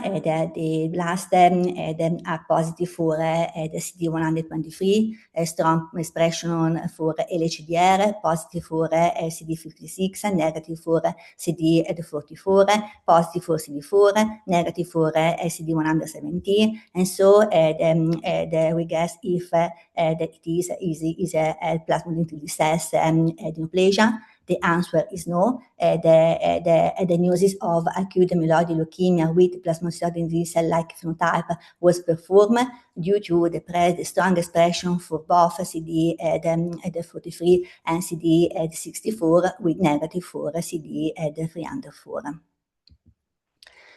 The principal site of disease is skin with involvement with the presence of about 80% of the cases, and the second site is the CNS.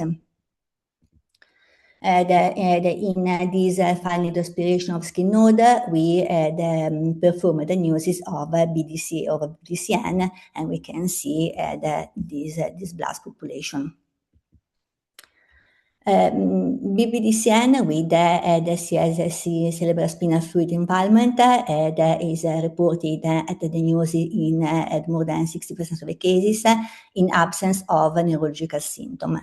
Therefore, identify the BPDCN involvement is necessary to use the multifluorocytometry approach, one tube composed of more 10 or more parameters, and CNS involvement is defined as a cluster composed of 10 or more events with appropriate phenotype.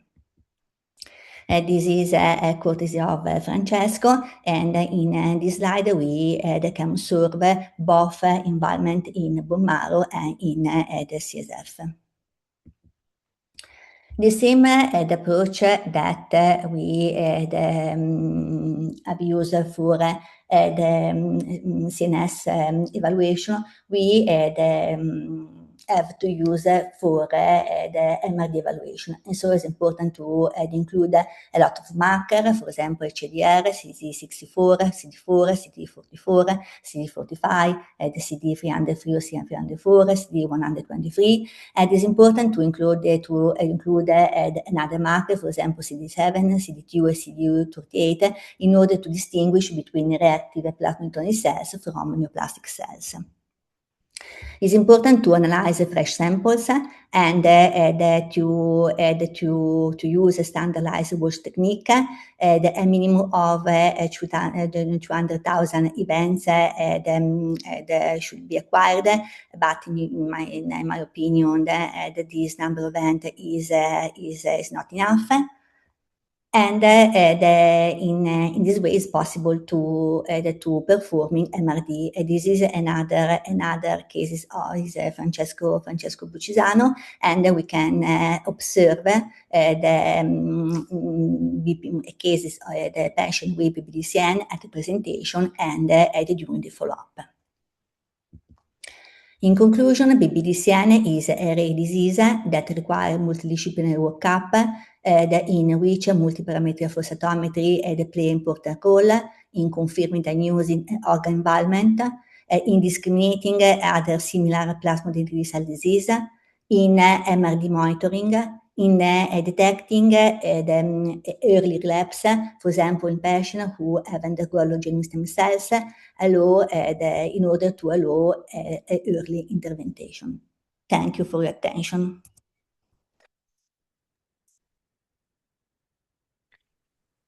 Thank you, Arianna. I think the presentation is, both presentations are open for discussion. There's nothing in the chat box yet, so if I may, well, we get some questions from the audience. I have a question for Ludovic. Actually, there's several questions for you, but we'll start with the first ones. What would be the red flags that you will highlight when you go through a sample where you see some moderate amount of mast cells? What would be the signs that will trigger additional analysis if you encountered such a population? Thank you for your question. You're talking about mast cells with whatever phenotype, right? Well, actually, it's that frequently we don't use a fully directed tubes to phenotype mast cells. So we frequently see those cells as a finding, an incidental finding in another combination. So when you face such a situation, what would you do? So thank you for this interesting question. Indeed, I think there are two situations. The first one is basically you pick up some mast cells a bit randomly. So in this situation, of course, you have to face with the clinic symptoms. This is really the most important, to see whether there are signs, C findings, some cytopenia, some osteoporosis, some psychiatric symptoms, some gut syndromes, and so on. This is really important to tell you whether you have to further investigate or not. In the meantime, I think that if you are not used to immunophenotyping mast cells, adding an extra tube, a custom tube, adding CD2 and CD25 is not a major cost and it's not really difficult to do. So I would do so. Then for the molecular annotation and so on, it's another question. It's mainly clinic, which is the major decision. Then the second decision is in the case you have a patient with major symptoms. And a pretty often situation is when you have a patient with very severe symptoms, not necessarily very specific to mastocytosis, because in the context of aggressive mastocytosis, often you do not have the flushes, which are the most specific, let's say, symptoms. So in this situation, I would be very careful when you have more than 10 to the minus 3 mast cells over 10 to the minus 3 mast cells, because it's a significant amount of mast cells. And if they are CD2 negative and CD25, of course, you will do the bone marrow biopsy, the molecular analysis, the tryptase, and so on. But even though it is CD2 negative and 25, I will go ahead to the bone marrow biopsy, because in the context of advanced mastocytosis, you may like in around 20% of cases CD2 and CD25 expression, and in those cases, they are never TKD KIT mutated. They are always juxtamembrane mutated or not mutated. And as mast cells are very rare cells, you need a very sensitive molecular assay. NGS is not sensitive enough because its sensitivity level is 1%, while you have to go below 1%, 10 to the minus 3, or even better, 10 to the minus 4 using ddPCR or super RCA assays. My second question, sorry, Francesco. No, please go on, Juan. I have a similar question for Arianna, but I will follow up you, so don't worry. Okay, just if you can briefly comment on the utility of CD30 as an additional phenotypic aberrant marker in mast cell disorders. Yeah, I didn't talk about CD30 because at the time we ran our French analysis, it was not already yet published yet, but my feedback on my experience so far now as we are using it is that, as you know, CD30 is a quite challenging antibody to make working. It's mostly interesting for the diagnosis of BMM, which is a rare entity, in fact. And I don't talk about it because I don't have a very positive feedback, despite I tried different strategy, in the sense that mast cells are very autofluorescent cells, and it's very easy to misconclude to false positive cases. So I would be very careful. According to me, it's mostly a marker that has to be dedicated to the immunohistochemistry rather than immunoflow cytometry, in my opinion. Thank you. If I may have I have a quick question for Arianna. Along the same line, always is not easy to add a dedicated tube with a combination specific for VPDCN to our standard panels. But what impressed me a lot is a survey of the GMEMA group that a few years ago asked to different hematological centers how was the approach to the immunophenotypical diagnosis of BPDCN, and most of the labs didn't include CD123 in their panel. So my question is, what is the I would say the sentinel marker that we mandatory have to include in our panels to not miss out any potential case of BPDCN, because they are often referred to the flow lab as a suspect acute leukemia. Please identify the lineage of these strange blast cells. So to stay on the safe side, which are the main markers that you will include in our baseline standard panel?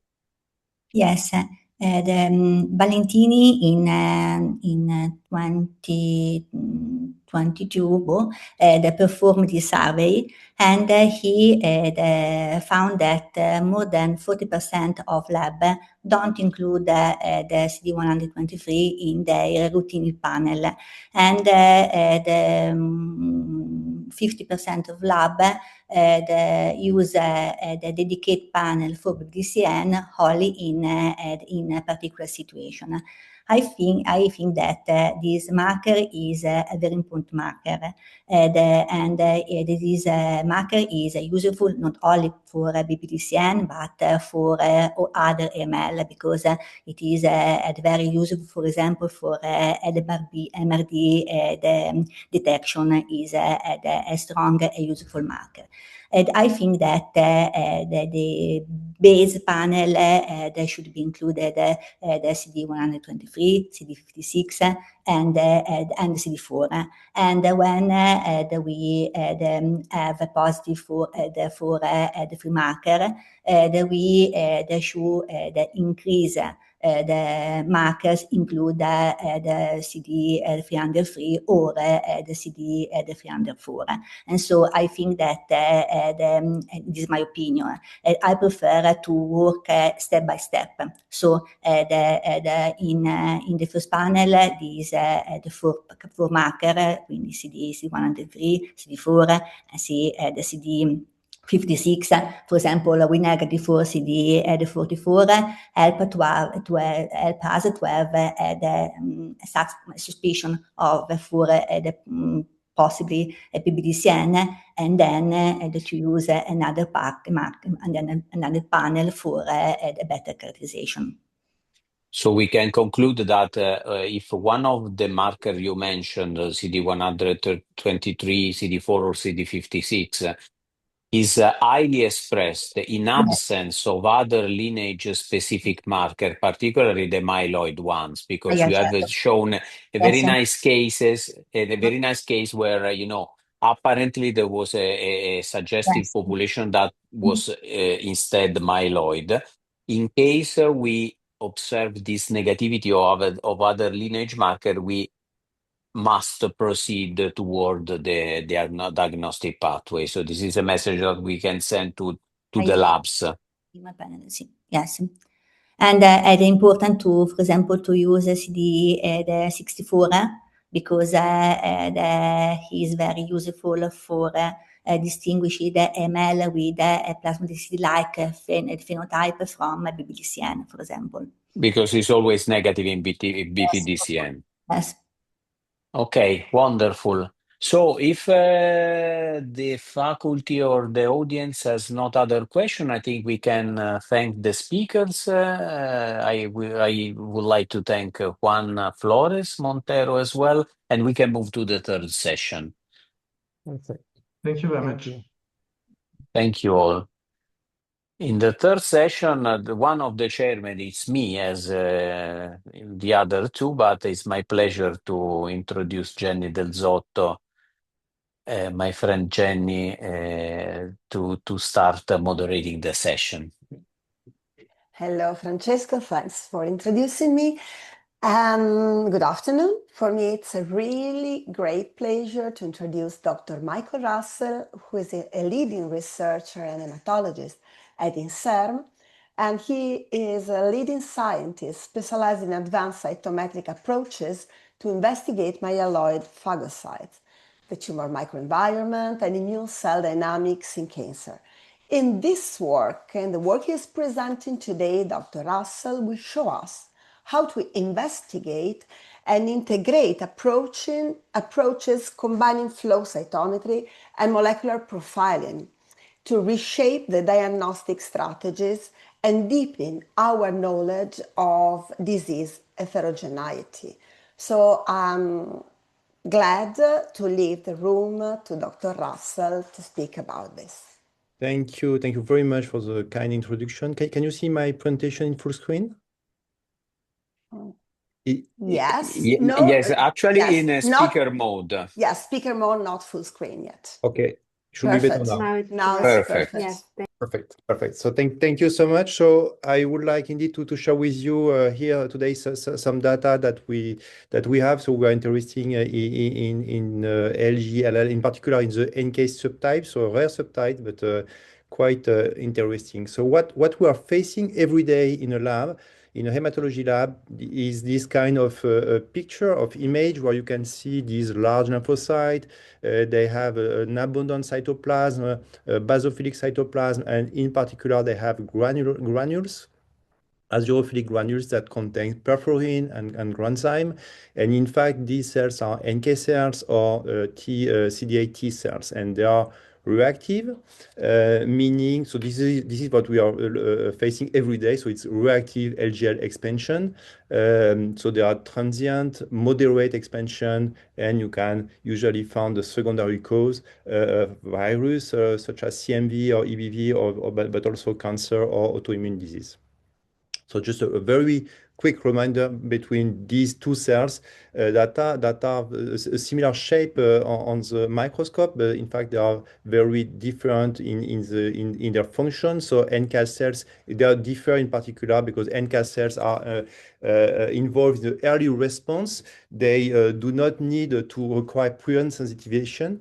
And on the opposite, CD8 T cells, they require an antigen priming before the expansion. But you can see that the cytokine production is quite similar with mainly interferon gamma and TNF alpha. So what we are facing every 6 months or maybe 1 year, it depends of the size of your recruitment, is a real large granular lymphocytic leukemia, LGLL. So it is a rare disease. The incidence is about less than 1 per million per year. The median age is at about 65 years. And it is related to the clonal expansion of cytotoxic T lymphocyte in around 85% of case, or NK cells in around 15 case of case. So you have two different subtypes, NK LGLL and T LGLL. So it is an indolent, these patients have an indolent course. You can see that the 5-year overall survival is at more than 80%. So altogether, it's a rare disease with an indolent course. So it's not, this is why this is interesting, in fact, but this is why sometimes these patients are not also correctly diagnosed. Interestingly, for this particular part, there is quite overlap between the two classifications, between the ICCA and the WHO, that they have the quite similar names and quite similar names. So when we look at the clinical and biology features of the LGLL, you can see that the presentation of the patient is in 30 to 40% of cases recurrent infection. They do have a splenomegaly in around 20 to 30% of case, autoimmune disease in 15% of case, and also other hematology disease, lymphoproliferative disorders, and MDS in around 5% of case. On the biological part, you have a neutropenia at less than 1.5 gigaliter in 70 to 85% of cases. Sometimes the most frequent case of discovery, in fact, is a neutropenia, and you have an agranulocytosis, so less than 0.5% of case in 30 to 40% of cases. The lymphocytosis is present in 50% of cases. Total lymphocyte at more than 4 gigaliter. And when you look at the count of LGL, a huge expansion, LGL at more than 4 is between 20 to 40% of case, but sometimes you have very low number of cases, less than 1 gigaliter of LGL in 10 to 40% of case. And you have also additional cytopenia, anemia, and more rarely, but it happens, thrombopenia. The bone marrow is involved is very frequent. It's in 70% of the case, the bone marrow is involved. Interestingly, when you look in the different parameters that we previously described, but when you separate between NK and T cell and T LGL, you can see that they are very similar presentation, except for the neutropenia. So you have more neutropenia in the T LGL than in NK LGL, and more agranulocytosis in T LGL than in NK LGL, but otherwise the other cytopenia, bone marrow involvement, for example, are absolutely similar between both entities. Regarding the physiopathology, this is a very raw presentation. So it starts with an activation, then you have a polyclonal extension, an oligoclonal extension, and finally the clonal expansion, and this happens by a succession of mutation in different genes. So you have on the top the pattern of genes and the frequency of genes that are mutated in the two different entities. So you can see that there are some discrepancies between both. For instance, STAT3 is more frequently mutated in CD8 T LGL, whereas CCL22 is much more involved in NK LGLL and is quite absent in CD8 LGL. So finally, what we can retain and what was first described was a mutation of STAT3 and also STAT5. And so finally, you have JAK-STAT constitutive activation that leads to a resistance to apoptosis to these cells.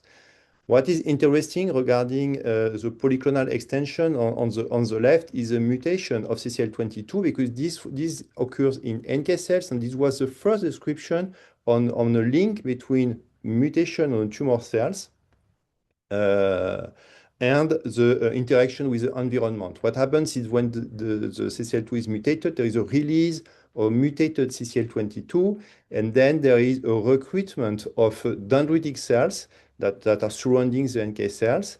And this leads to a constitutive recruitment of these dendritic cells that are releasing IL-15 that is necessary to the survival of the NK cells. So this was the first description of a direct link between mutation in a tumor cells and impact of the microenvironment of surrounding cells.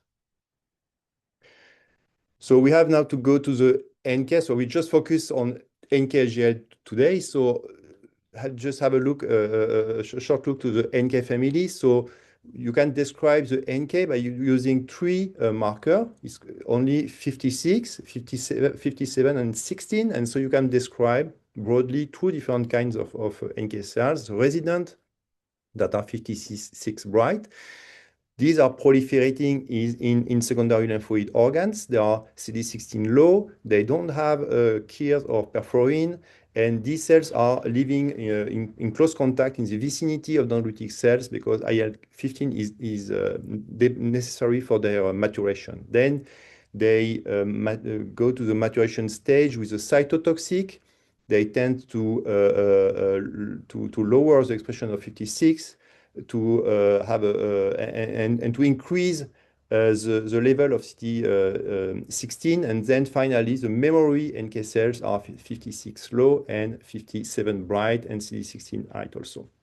So you have these three patterns going from the blue to the violet to the red.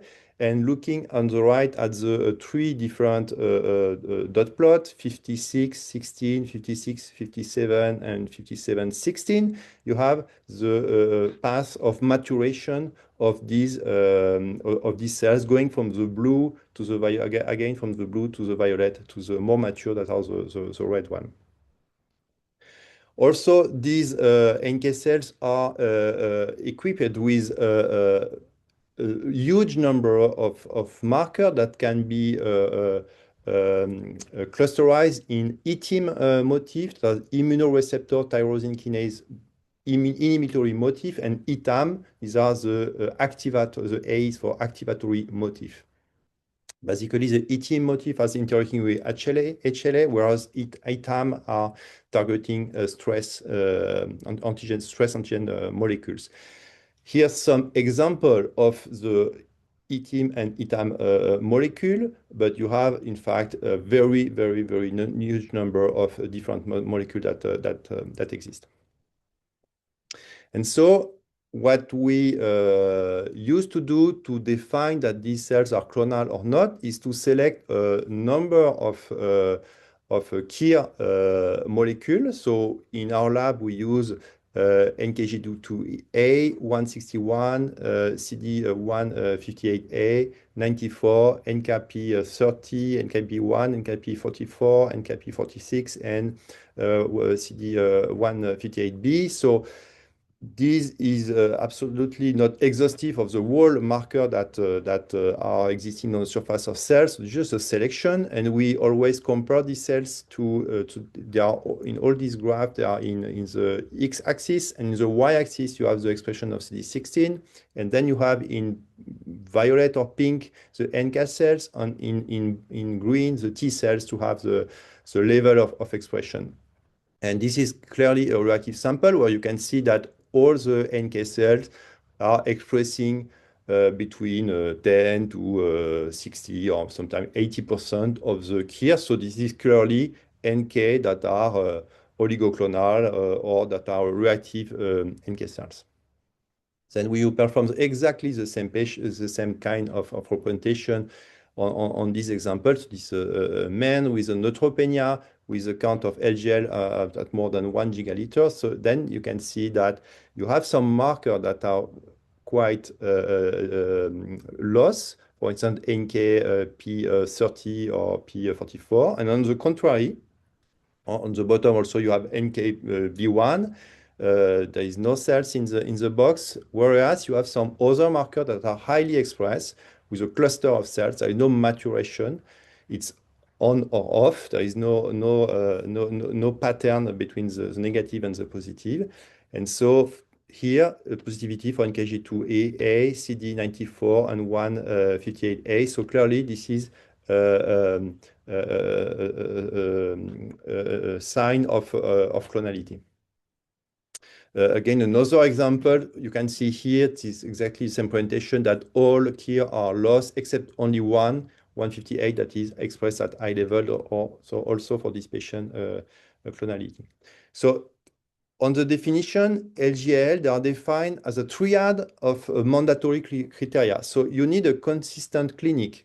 But we mentioned the clinic at the earlier this talk, and there is absolutely no specificity of the parameter that we can see on a clinic. Second mandatory point, the presence of LGL on blood smear. Again, there is no specific morphology, and there is the problem of the threshold. How many LGL do we need to segregate reactive between clonality?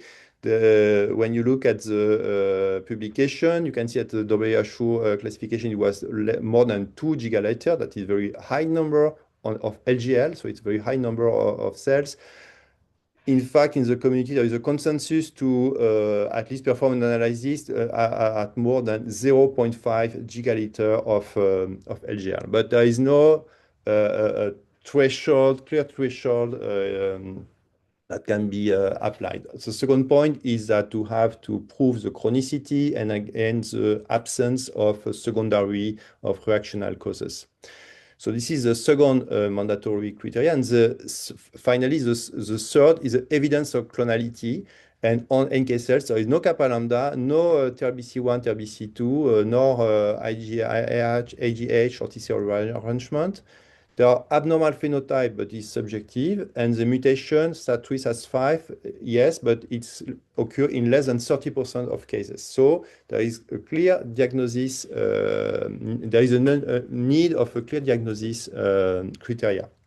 There are in the publication, here a couple, 4 papers that use different KIRs also, not the same. So different KIR can be used. And finally, the conclusion that there is no clear criteria for these entities. So what we did in the study was to try to link also flow cytometry, NGS, and to build a scoring system. So we use again so this is a representation. 1 dot is one point. So in our cohort of 46 NK LGL and 68 reactive. So what we did is to analyze the expression for each patient, and you can notice that on the top you have 158A, B, and NKB1 that are frequently lost, and on the contrary, second line in red, you have 94 and NKG2A that are frequently highly expressed. And we were able to define threshold based on ROC curves. And we can also mention, for instance, 161. You can see that 161 is expressed for some patients, it is highly expressed. And for other patients, it is expressed at low level. So there is a bimodal expression. So 161 is expressed, is interesting when it is lost. But it is lost in only half of the cases. So it is not embedded in our scoring system.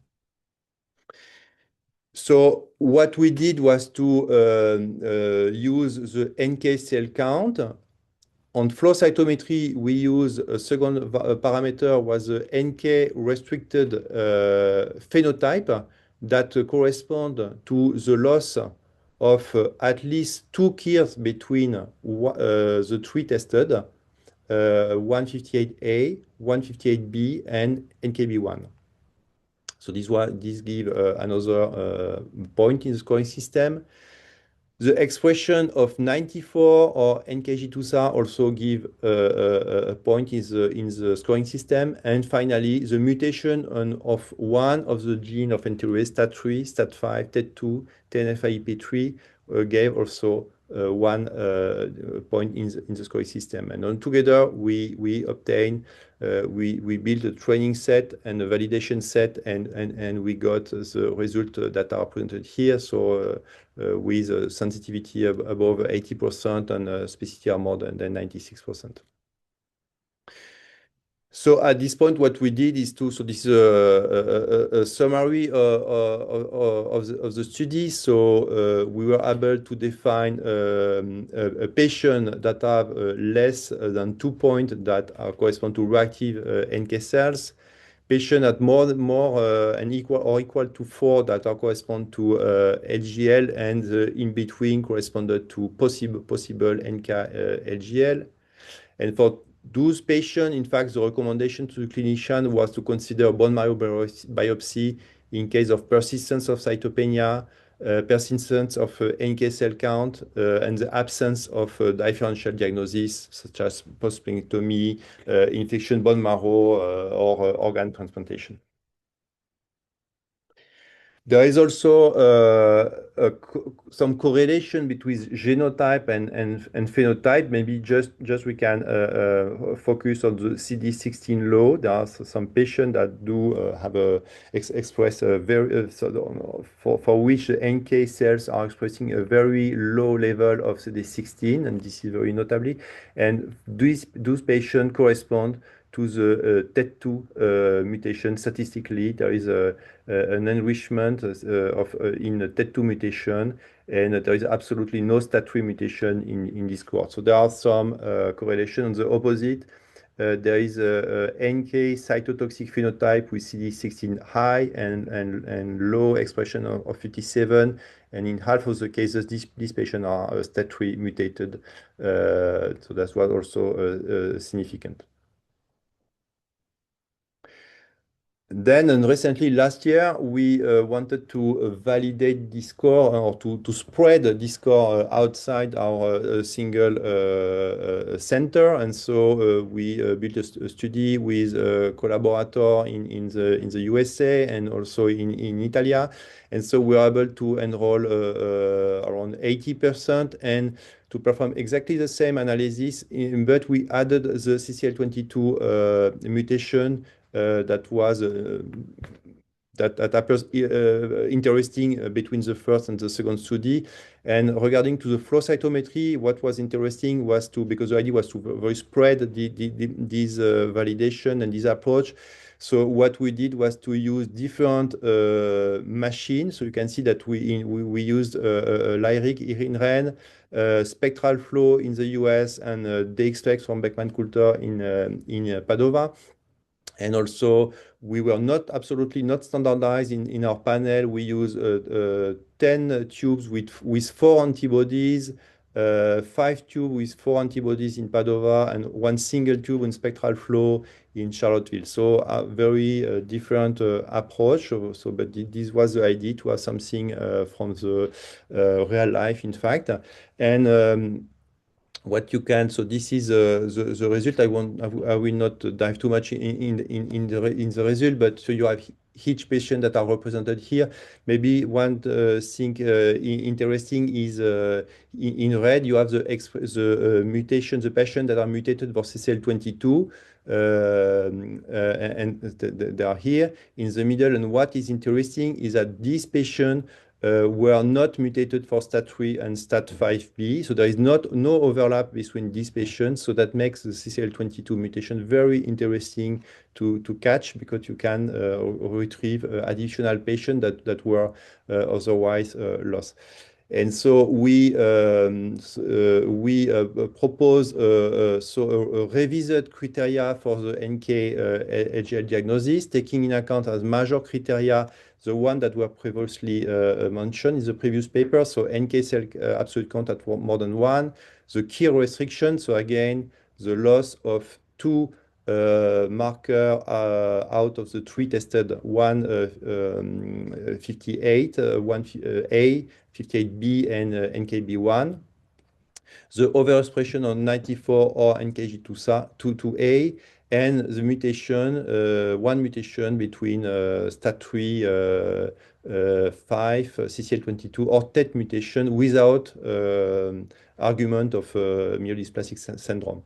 So these are the major criteria, and the diagnosis requires 3 major criteria, or if only 2 major criteria are present, then you have to add 2 minor criteria in addition, and the minor criteria are other phenotypic aberrations, such as 161 that I mentioned earlier, additional mutation of TAT3 PI3 kinase, the bone marrow infiltration, for instance. And so altogether, we are able to reanalyze the previous cohort and the new one.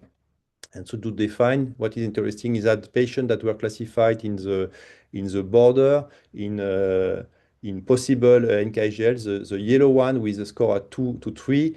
Now you can see that with the updated criteria, there is only 6 gray zone patient remaining, and most of them were reclassified in reactive. Half were classified in reactive, and some of them were also reclassified in LGL. So what is interesting is that thresholds were validated across different flow cytometers on panel. CCL22 allows the reclassification of 30 patients of the score 2-3 patients that were previously assigned to and are now assigned to reactive or the NK NGL group. In addition, if we want to refine the flow cytometry, the most important, the most relevant criteria are the loss of 158A, B, NKB1, and there is an interest of the bone marrow for the remaining patient with this score. With a score at 2 or 3. The perspective that we are running now is to use a spectral flow.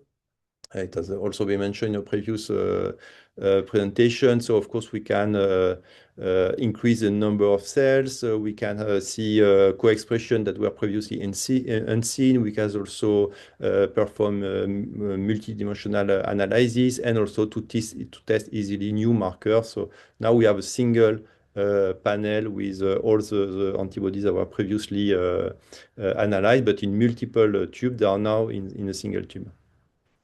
And so this is the summary. So we have an objective criteria for NK LGL diagnosis.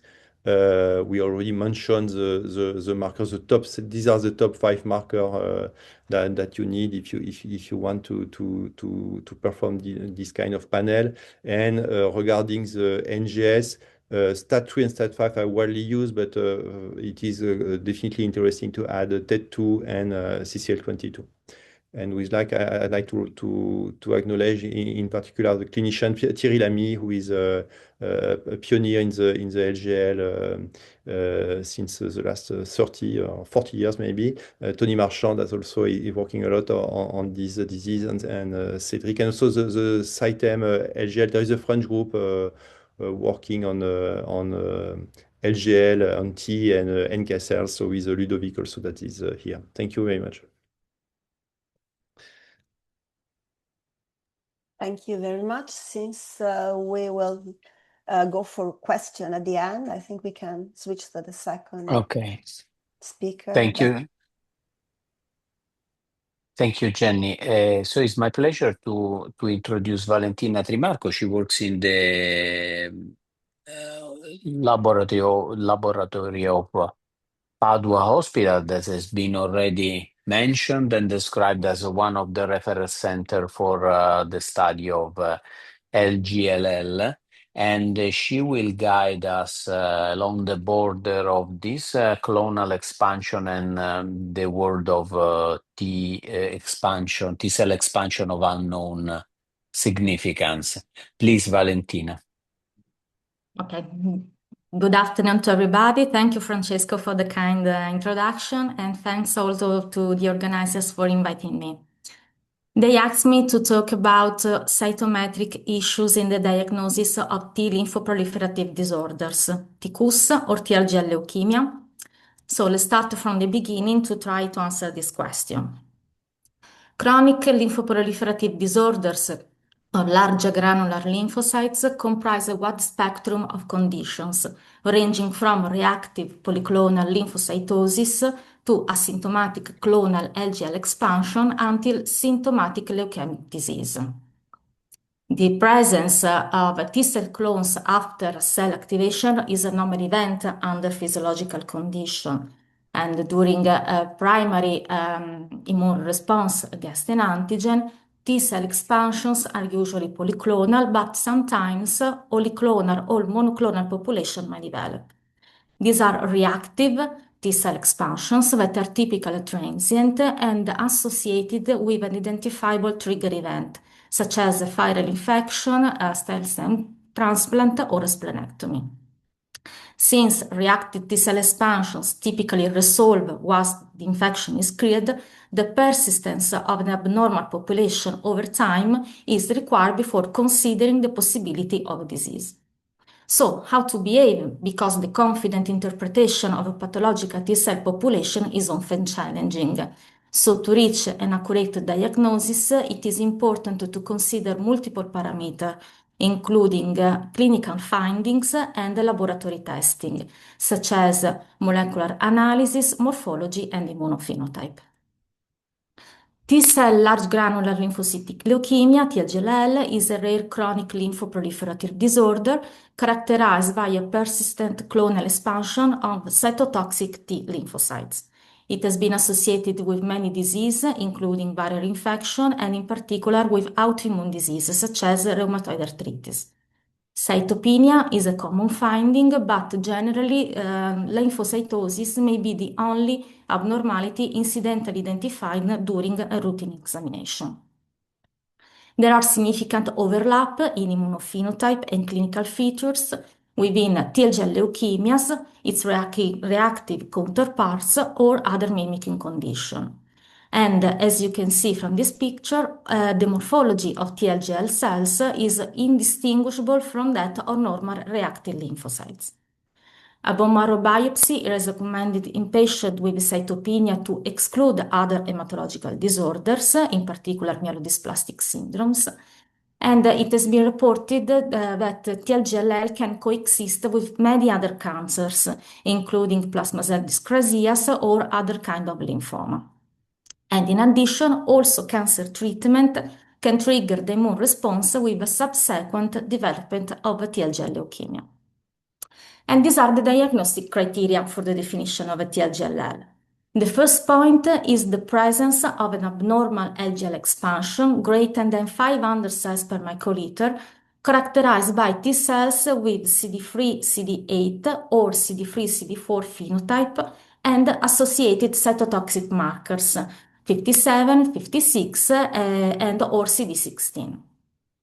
The second point is the presence of a clonal T-cell population detected by molecular biology that until now is considered the gold standard technique for the identification of T-cell neoplasm, or by flow cytometry through the evaluation of T-cell receptor variable beta chain repertoire, for which since many years is available a kit that covers more or less the 70% of the entire repertoire, or through the evaluation of the T-cell receptor constant beta chain.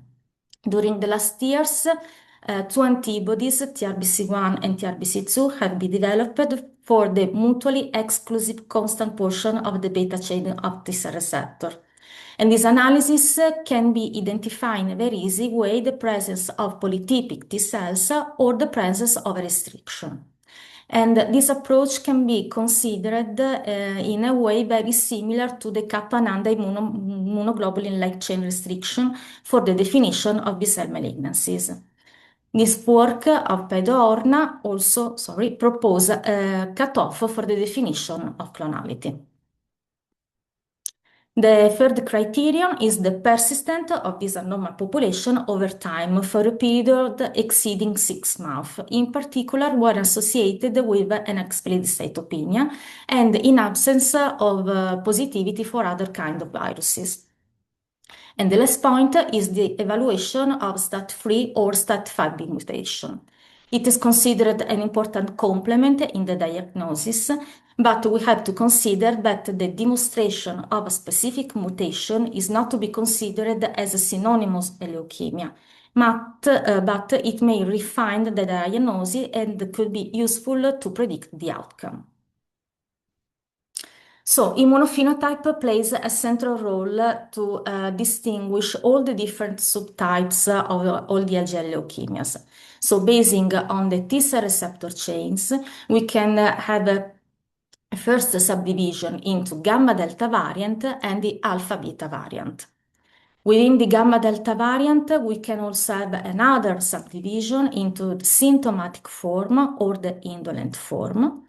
And at the same time, also within the alpha beta variant, we can identify the CD4 TLGL leukemia, generally an indolent form, and the CD8 positive TLGL leukemia, the most frequent one that accounts for about 85% of all the TLGL leukemias, and that comprise a spectrum of phenotype associated with neutropenia, an indolent disease, or an aggressive disease. But that's not only the T-cell receptor. In fact, cytotoxic T-cells may express key receptors and CD94 and KG2 family receptors on their surface that can stimulate or inhibit cytotoxic activity. And in particular, in TLGL leukemias, their expression is more common and generally also dysregulated. Regarding key receptors, the more frequent are in CD158A, B, and E. Their evaluation until few years ago could be considered as a possible surrogate for clonality, in particular in case of homogeneous key expression. While regarding CD94 receptor, the more frequent are NKG2A, an inhibitory receptor, and NKG2C, an activatory receptor. And in addition, we have also another set of markers that can be used to identify the maturational stage of T cells, and this could be useful considering that leukemic cells of TLGLL present a typical terminal effector memory phenotype with the only expression on CD45 array. Now I would like to show you some cases of our experience in our flow cytometry lab of the hematology unit in Padua University. These are our panels. We have a screening panel that comprise markers useful to identify the possible presence of a T-cell clone. And we have also other two in-depth panels for the evaluation of TRBC1 and TRBC2, for the characterization of key repertoire, CD94 and KG2 family receptor, and for the evaluation of the maturational stage. This is the first case, a female with neutropenia, a persistent T-cell lymphocytosis, and a suspicious of TLGL leukemia.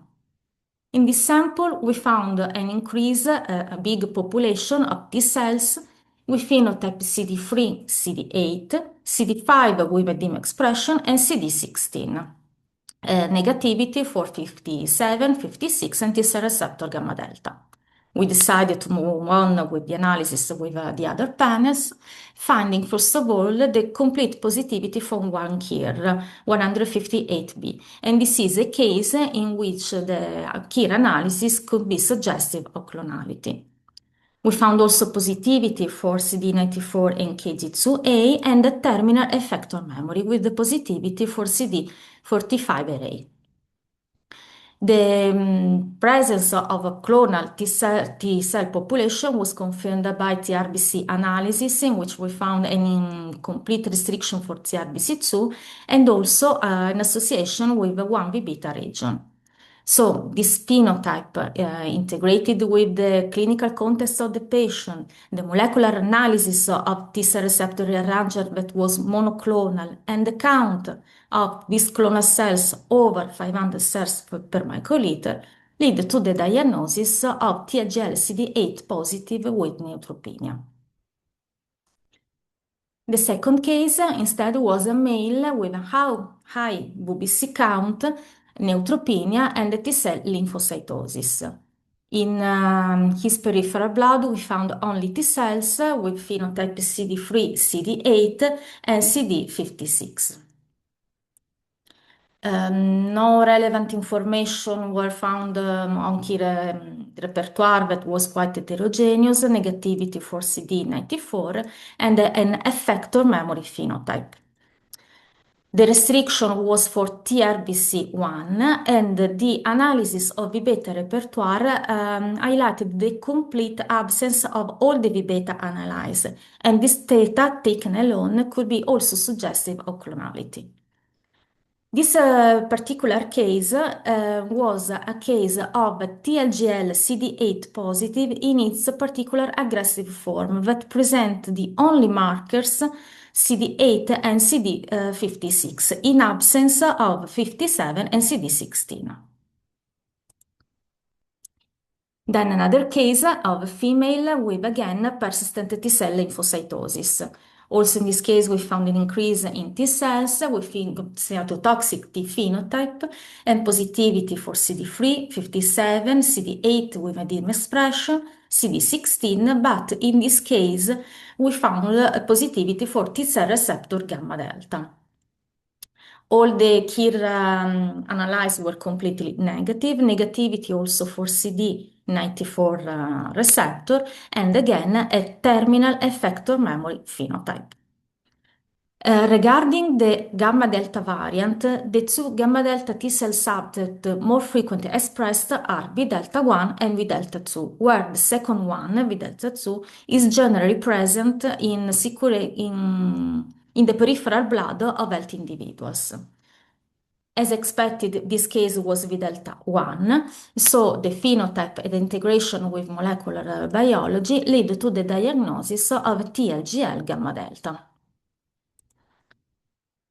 And this is another case quite different in which of course, T-cell lymphocytosis, in which we found an increase in T cells with phenotype positive for CD4, 56, and 57. Negativity for T-cell receptor gamma delta, CD16. Negativity also for 26, CD7, and CD25. The restriction was confirmed by flow cytometry by TRBC analysis, and we also found an increase in 1B beta region.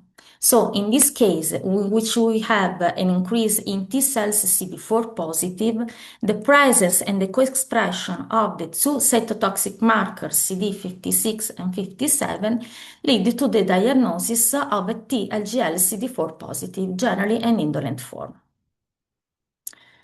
But now pay attention, because not all LGL expansions are TLGL leukemias, because T cells, large granular lymphocyte clones that persist over time and exhibit molecular and immunophenotypic features very similar to those of TLGLL, can be detectable in individuals who do not have clinical or laboratory test characteristics supporting the diagnosis of a TLGL leukemia. This is a pre-malignant condition that is called T-cell clones of uncertain significance, TCUS, that can be collocated here between reactive expansions and well-known and characterized TLGL leukemias. The prevalent phenotype is CD3, CD8, and CD57, with the possible co-expression of key receptors. Little is known right now of the expression of CD16. In a way that is similar to LGL leukemias, also TCUS comprise a spectrum of phenotypic variants, including CD8 TCUS, CD4 TCUS, and gamma delta TCUS. During the last years, TCUS is being increasingly intercepted due to the availability of new techniques that can uncover even small clones. Just think of the use of TRBC1 and TRBC2 by flow cytometry.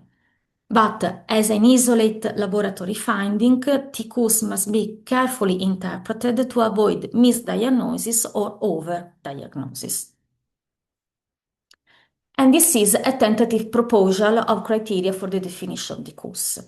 The first point is the evidence of persistent clonality demonstrated by molecular biology or by flow cytometry as a surrogate, using also TRBC1 or V-beta repertoire analysis.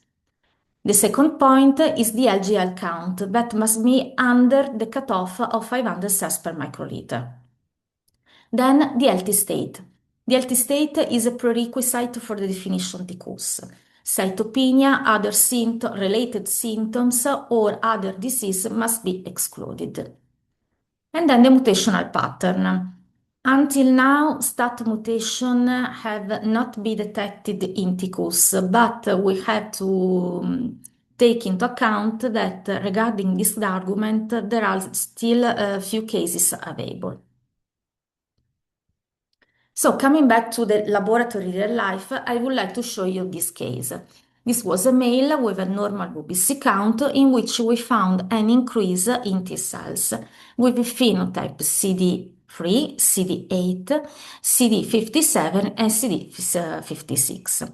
So we decided to move on with the analysis to hypothesize the presence of clonal T cells. That was confirmed by TRBC analysis and by the increase of one V-beta region. No relevant information were found from the KIR receptor analysis that was quite heterogeneous. CD94 was quite negative, and the maturational stage was less differentiated. The molecular biology confirmed what we saw by flow cytometry, confirmed the presence of one monoclonal T cell population, and we have been following this subject for a long period, finding a count of clonal T cells under 500 cells per microliter. So, considering that this patient was asymptomatic, no cytopenia, no autoimmune disease related, and given the absence of clinical or laboratory other tests supporting the diagnosis of T cell malignancies, the final diagnosis was of TQs.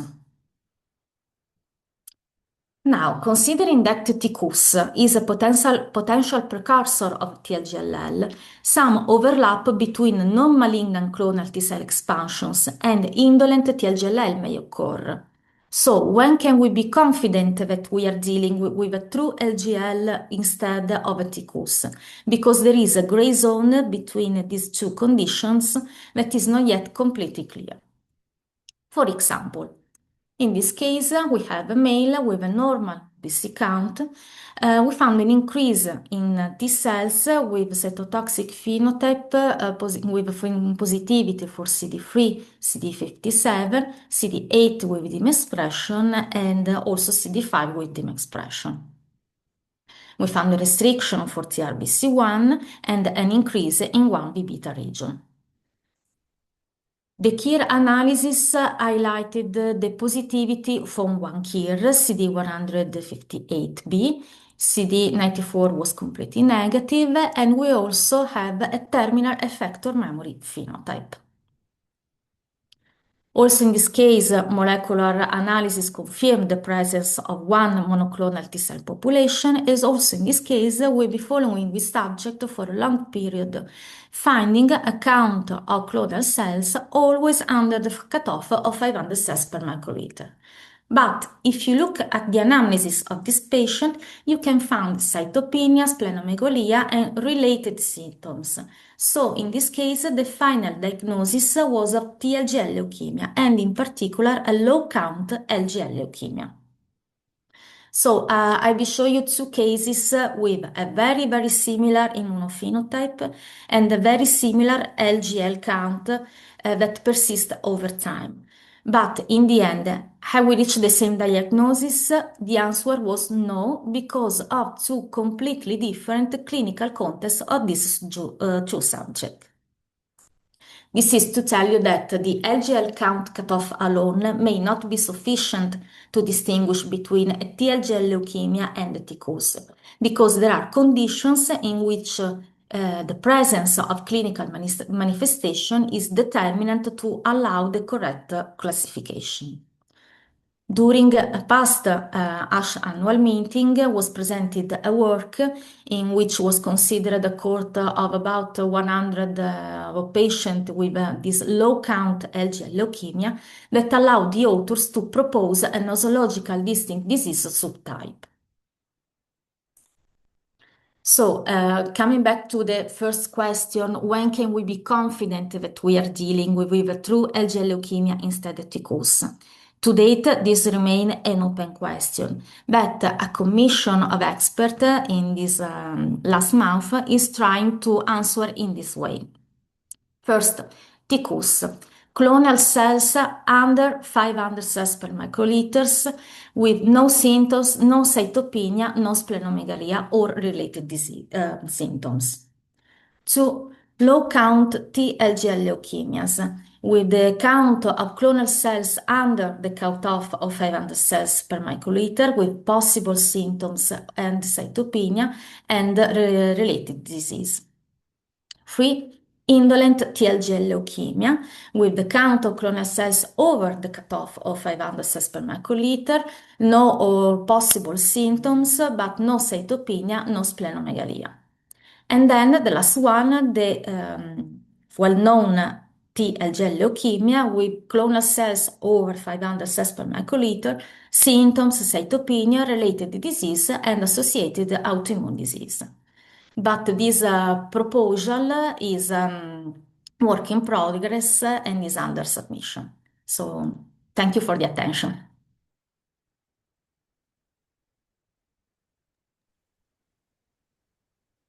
Thank you very much, Valentina. I think both presentations are open for discussion.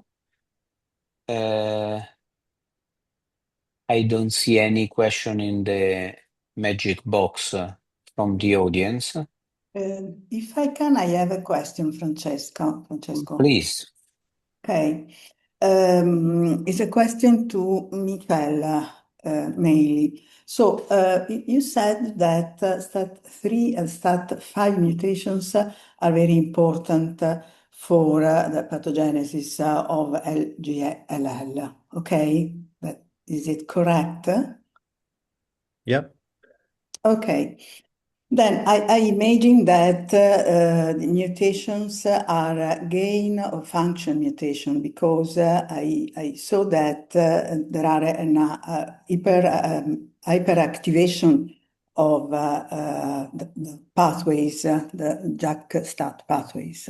Okay. Then my question is if you analyzed the active phosphorylated form of STAT3 and STAT5, and if yes, how using No. To be honest, this is something that we would like to do, but we did not perform right now the study. So was to analyze by flow the targets of STAT3 and STAT5 and the level of phosphorylation, but we did not for now perform this study. So we don't have data regarding the functional. We don't have functional data on these cells.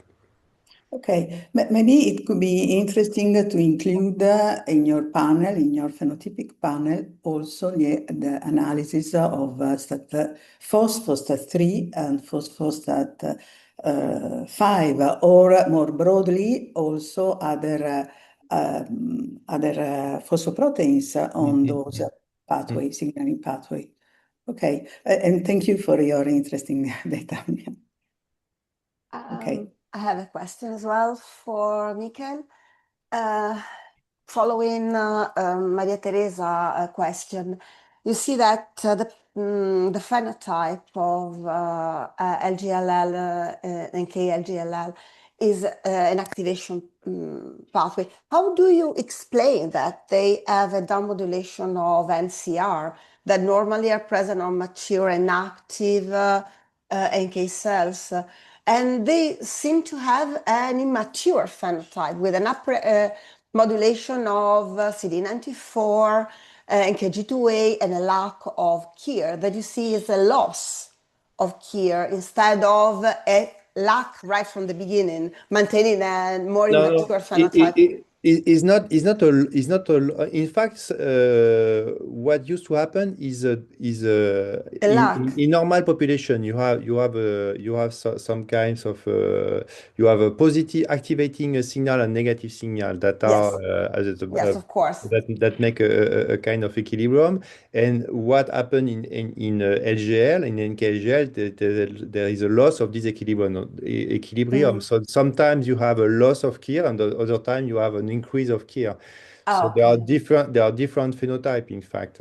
So we have what we observe is that in more than half of the cases we have a loss of 158 and A, B, and NKB1, but in other cases is a huge activation of 94, for instance. So it's not the same cases. So for sure there are, but our cohort is quite low, and we might need a lot of cases. So likely a lot of collaboration with to centralize additional cases. But the idea will be to perform these different phenotype. In fact, indeed, there are very different pattern of phenotype, and for now, we just analyze very, very simply on the opposite, meaning which kind of mutation have a specific phenotype. So I mentioned two different phenotypes related to TET2 or STAT3, but likely we have remaining works to perform on the phenotype of the cells by themselves. And these I have great hope because now we are also doing some unique panel. So we'll have access also to the heterogeneity and to the co-expression of the cells. Before that, it was only a single one tube, one KIR, in fact. So we never explored the co-expression and the heterogeneity. And we also would like we have also, so this is something that we expect to achieve by using a single tube and also multidimensional analysis to have access to the heterogeneity. And also another tools that we are developing is to work on the hierarchy, on the clonal hierarchy, in fact, how the mutation happens during the timelines, and what is and also what is the heterogeneity of the different mutation in this patient. So these are studies that we are developing now, and finally the third point is that we would like to also explore the surrounding cells. Yes, of course. It has been described the link between CCL22 and NK cells and DC, but likely there are also other cells that can impact likely or support the tumor. So we also we are now also studying the LK cells, but also we are by flow studying the monocyte, the lymphocytes, stromal cells, and so on. Yeah, through spectral flow, you can design a wide panel, analyzing all of them together, of course. Another tiny question, and then I move because I see there are questions in question and answer. Did you check? You spoke about CD57, the expression of CD57. Did you check also NKG2C?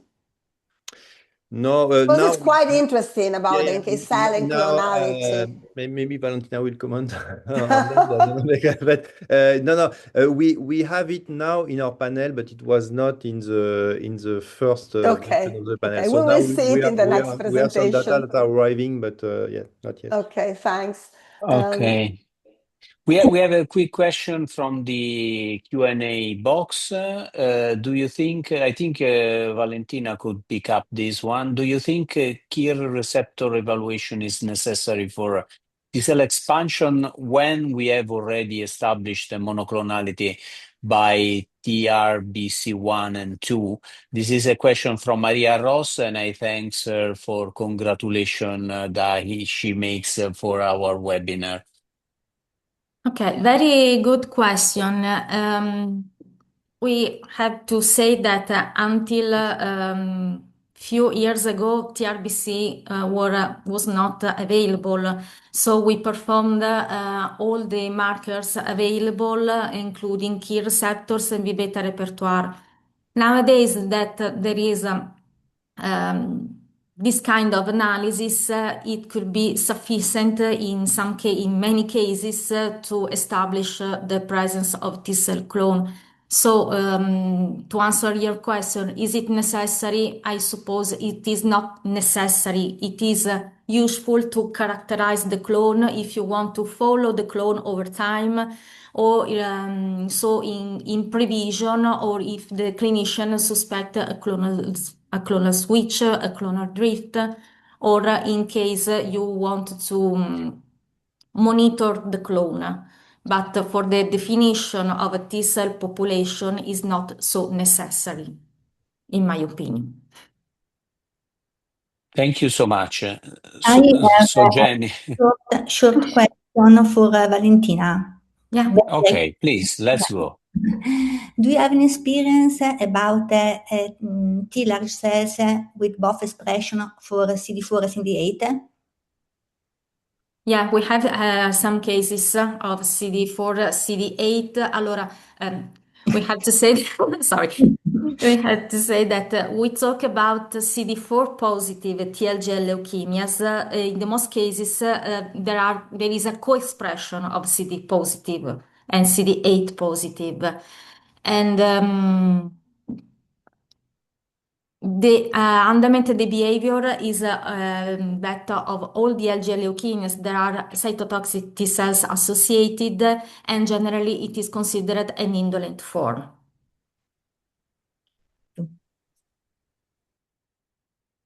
Okay, wonderful. With remarkable punctuality. If we have not other questions from the audience, I would hand over to Maria Teresa and Juan for the final remarks, and many thanks to Jenny for co-chairing this session, and Thank to the you. speakers, obviously, Thank you. as well. Thank you all. Okay, so we are approaching to conclusion. First of all, I wish to thank everyone for joining us today. The webinar covered the original talks selected by the scientific committee, specifically Arianna Gatti and Francesco Bucisano, thank you very much, from the last ESCCA Congress. We appreciate your time and engagement, and we hope this session gave you practical ideas you can apply in your own research or diagnostic workflow. A special thank you to our speakers and to all of you for your interest in this event. And finally, lastly, we hope to see you at our next ISCCA Congress in Verona on next May 2022. Now, it is a great pleasure to give the floor to the president of ESCCA, Juan Flores Montero, for his closing comments. Well, thank you very much, Maria Teresa. I would like to, on behalf of ESCCA and of course on behalf of myself, I would like to thank ISCCA for the organization of this event. I think that we all share and we have observed that this has been a very successful event, because both of the excellent organization from Arianna and Francesco, and also for the faculty of colleagues that has contributed with very high level and quality presentations. I think that these events, together with other collaborative work like the one presented by Dr.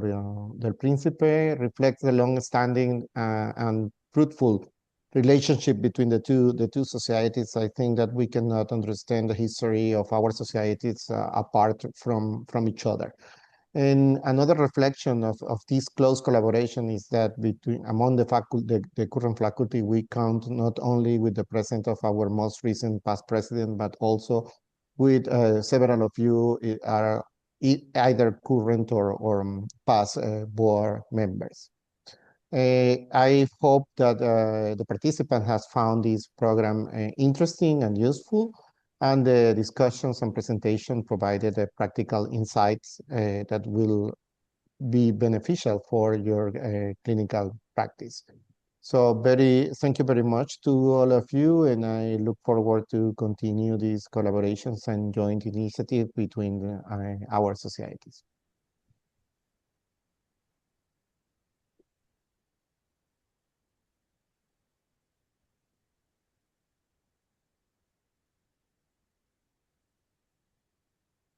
So I think that with this, we close the session. Yeah, I think so. Okay, perfect. Thank you. Thank you, everybody. Bye bye, everybody. Thank you so Thank you. much. Thank you Thank very you much. very much. Thank you, bye. Bye bye. Thank Bye. you. Bye.